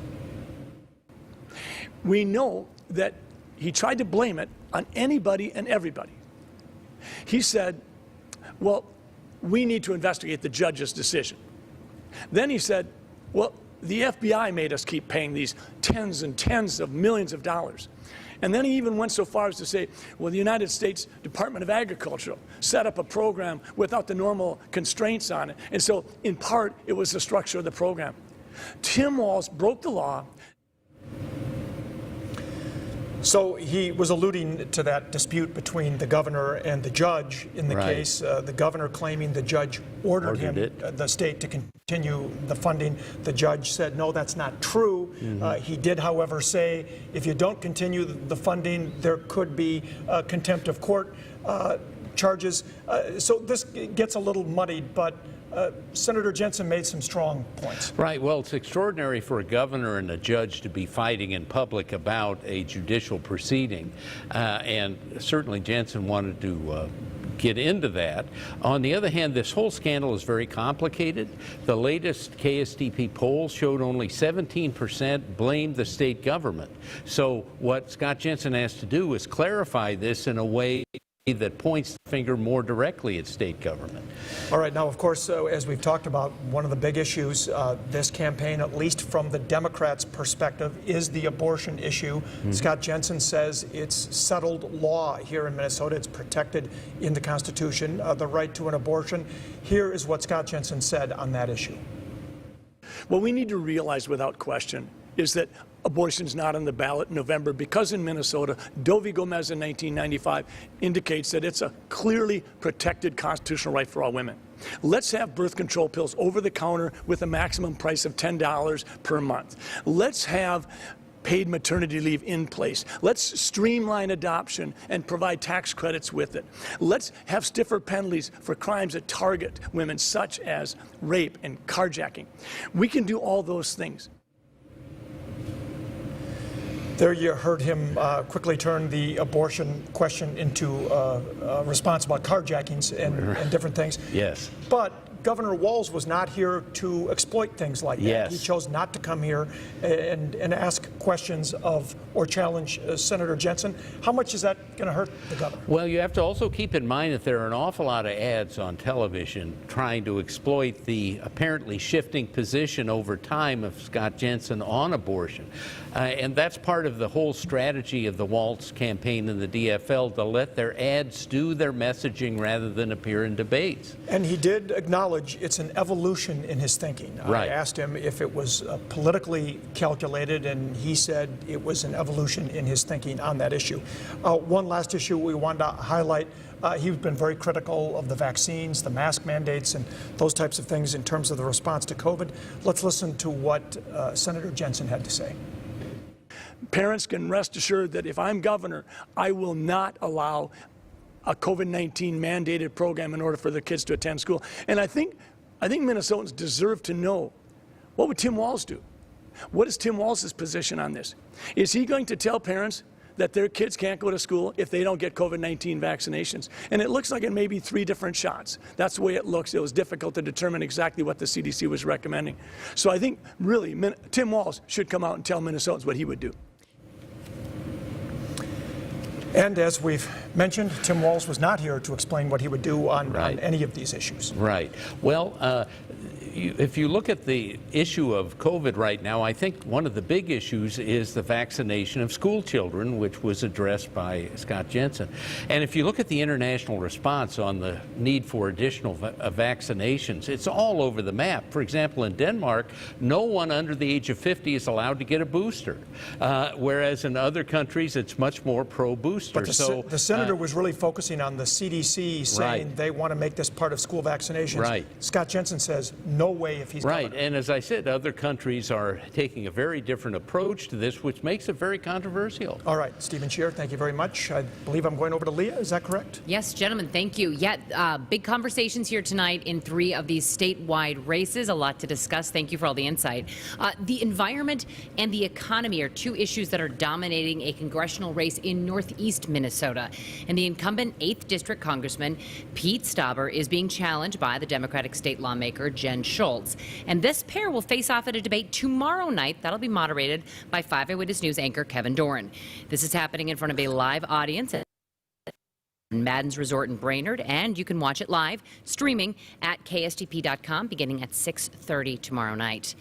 And this election season, 5 Eyewitness News is giving candidates in Minnesota free airtime too. You can watch those segments as well at kstp.com. And for now, we want to thank you all for joining us here for Debate Night in Minnesota. We had some important discussions. We hope you found these conversations informative and engaging as you prepare to vote here this election season.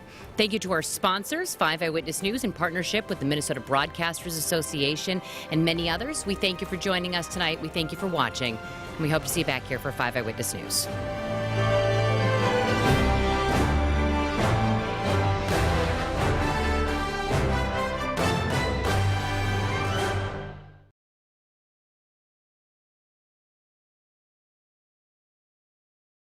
Reproductive rights, telling the audience abortion access is at stake in November. Brittany Ehrman takes us to the